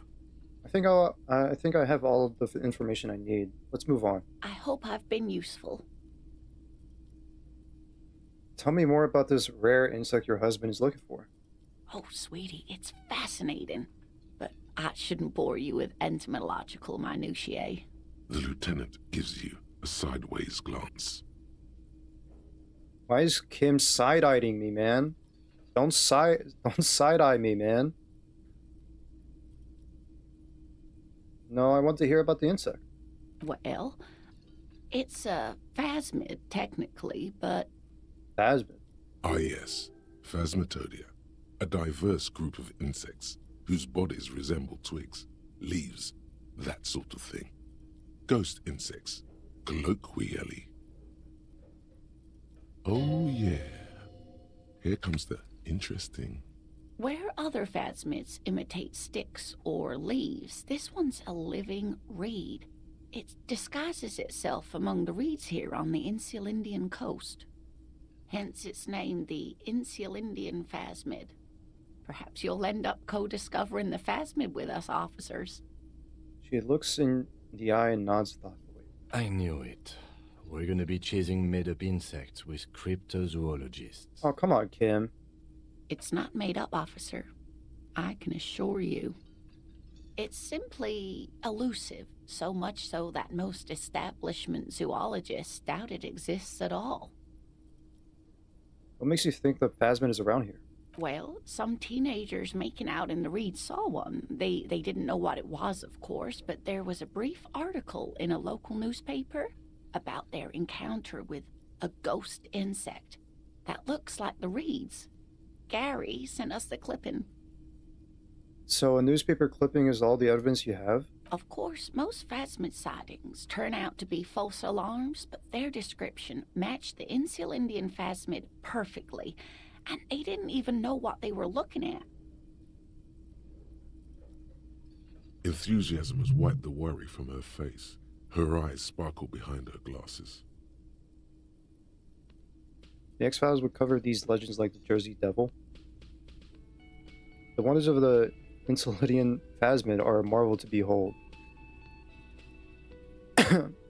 I think I should try to find her husband as fast as I can, and then come back and do like the, do the main investigation.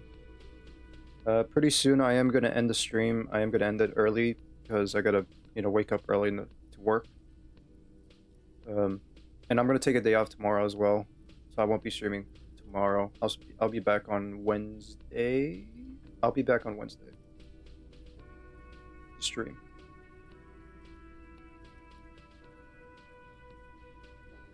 You seem really excited about this cryptid. I suppose I have something of a personal connection to the Insulindian phasmid. All scientists have their little hobby horses. So is it dangerous? Not at all. Why else would it hide itself so carefully? Is it valuable? Oh, I doubt it. No one gets into cryptozoology for the money, sweetie.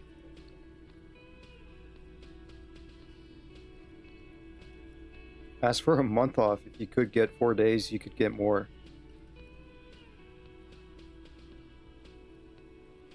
I don't think that could happen. I mean, I don't know.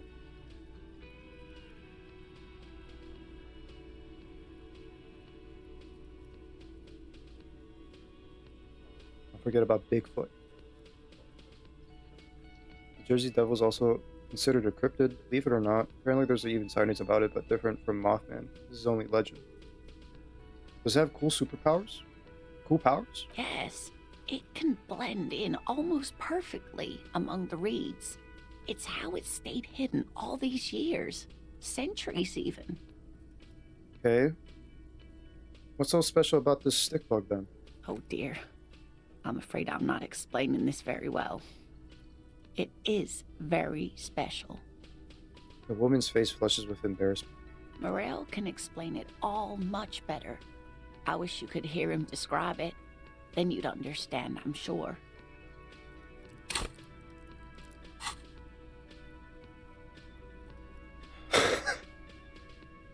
Maybe you could convince her to tell you about about some cool cryptids. Sure, whatever. Sure. It's a white check. I could retry it if I fail. You're an enthusiastic idiot, but you're still an idiot. I want to know everything about cryptids. Living cryptids, extinct cryptids, marine cryptids, land cryptids. Bring it on. We don't have time for Cryptozoology 101. Let's get back to work, shall we? Fuck. That's all for now.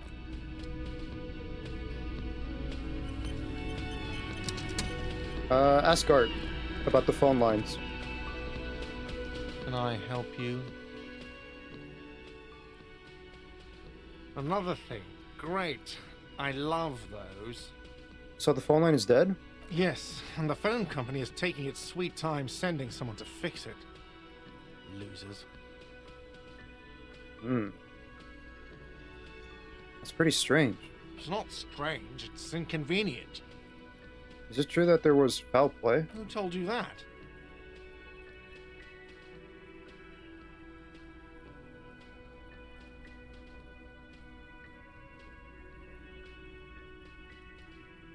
I'm not going to say that, too. I'm not going to reveal. I'm not going to say it. Or maybe he might change his tune. I don't know. I'm not sure. Or maybe I could go back and, I don't know.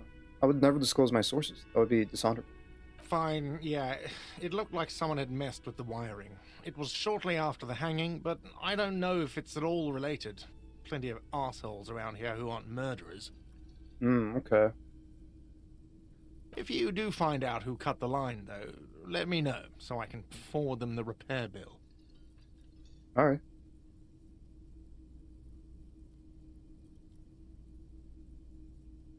Hey, Odd Night.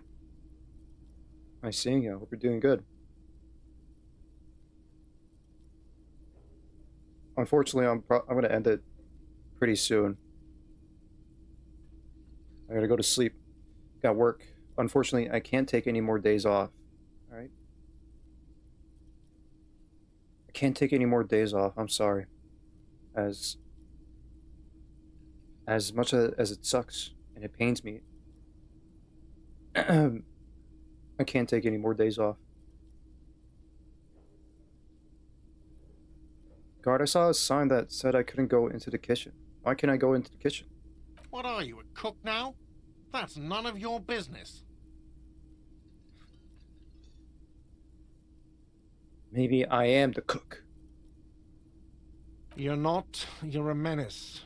Fine, okay. The kitchen is closed until 1 p.m. because the real cook is working. You can snoop around after that, if you must. Alright, good to know. I am a big disco fan. Love ABBA. It's okay, I have a good day? Yeah, I had a good day. Thank you for asking.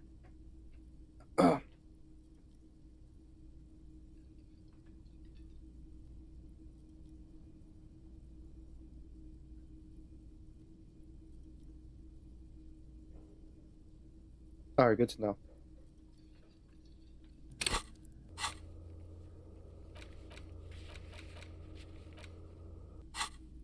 That's a lot of tasks. That's a lot of tasks, by the way, for just Monday. Yes? Okay.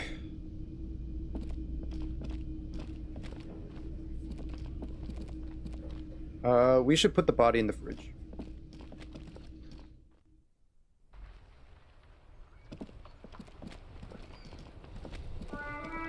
Actually, let me talk to the gardener first.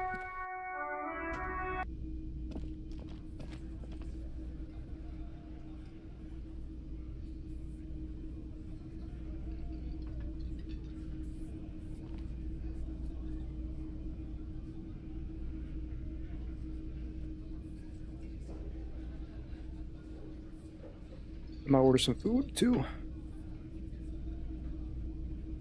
Music old people like me were raised within the 70s. Let me talk to the gardener. Let me handle this. Wait, what?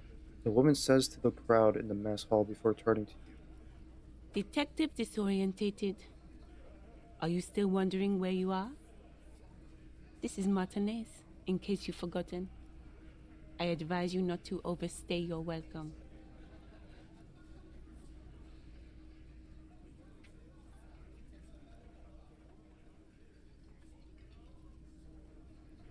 Whoa. Okay.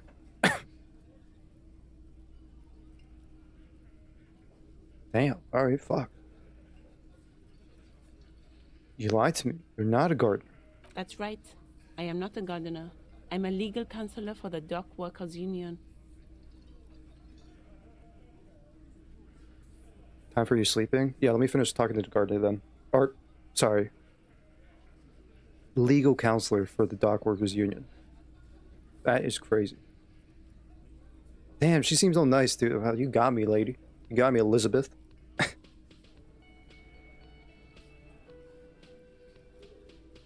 So let's get to it. You're looking for Titus Hardy? You think he has information that will help you? Maybe he does. He points to the man on her right. I wasn't, but... That's Titus. Talk to him. But know this. I'll be keeping an eye on you. No strong arming. Nothing official. The District of Martinez does not recognize your authority to make arrests. To sum up, she's a lawyer. Yeah. It doesn't matter if you recognize our authority. We will make an arrest if we have to. She says nothing. Her glare speaks for her. Could this be the Miss Beaufort that easy? Oh my god. The one Mr. Everett sent to law school? She is. Oh my gosh. Lizzie. Oh my god.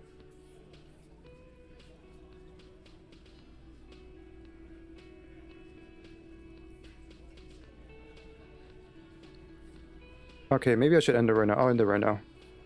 There's like too much dialogue at the moment.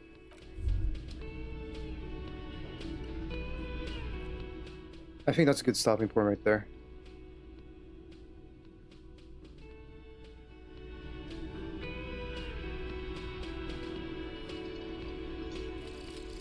Wait, what? Lonesome. Oh. Long way home. Here we go. Home awaits.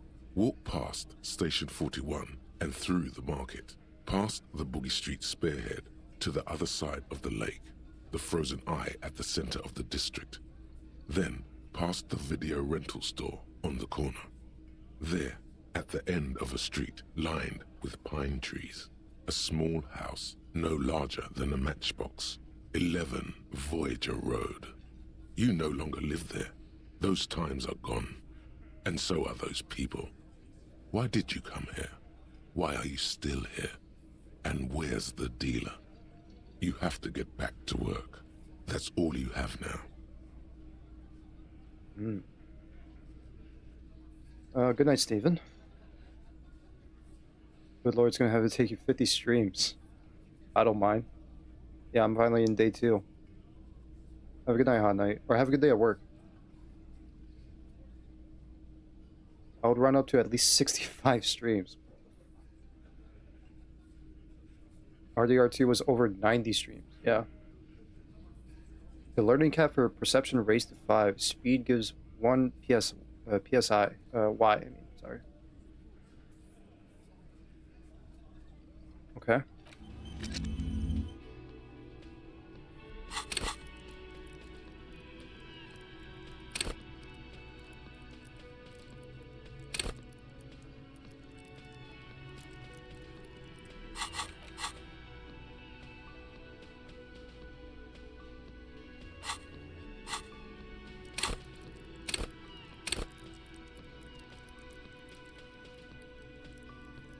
Good night, Osprey.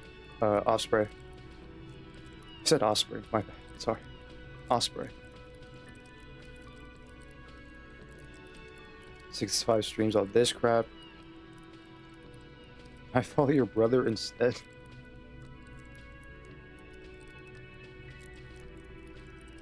Alright, let me save.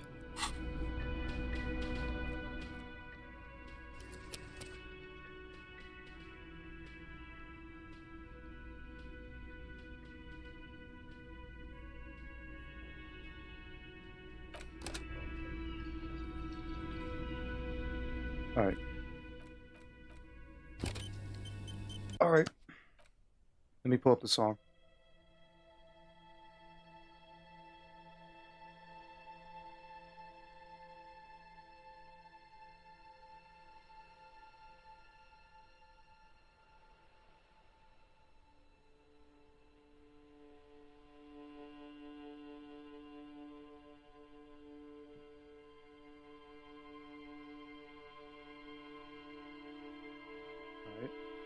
Okay.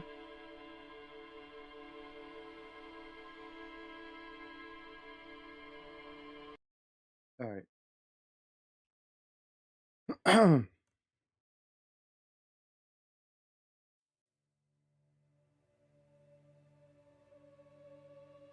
Okay. That'll be it for tonight. Thank you guys. Thank you everyone that tuned in. Thank you, Steven. Thank you, Hot Knight. Thank you, Osprey. Thank you, Scratcher. Thank you, Wolf. Thank you for joining me tonight. I'm gonna head to bed now. I'll see you guys Wednesday. And yeah. I'm gonna take a day off tomorrow. Take it easy. And obviously I'm going back to work, so. Until then, stay safe, take care. And as always, peace and love, alright? Alright. Good night. Of course you are. I mean, come on, I streamed 4 days in a row. I'll be back on Wednesday.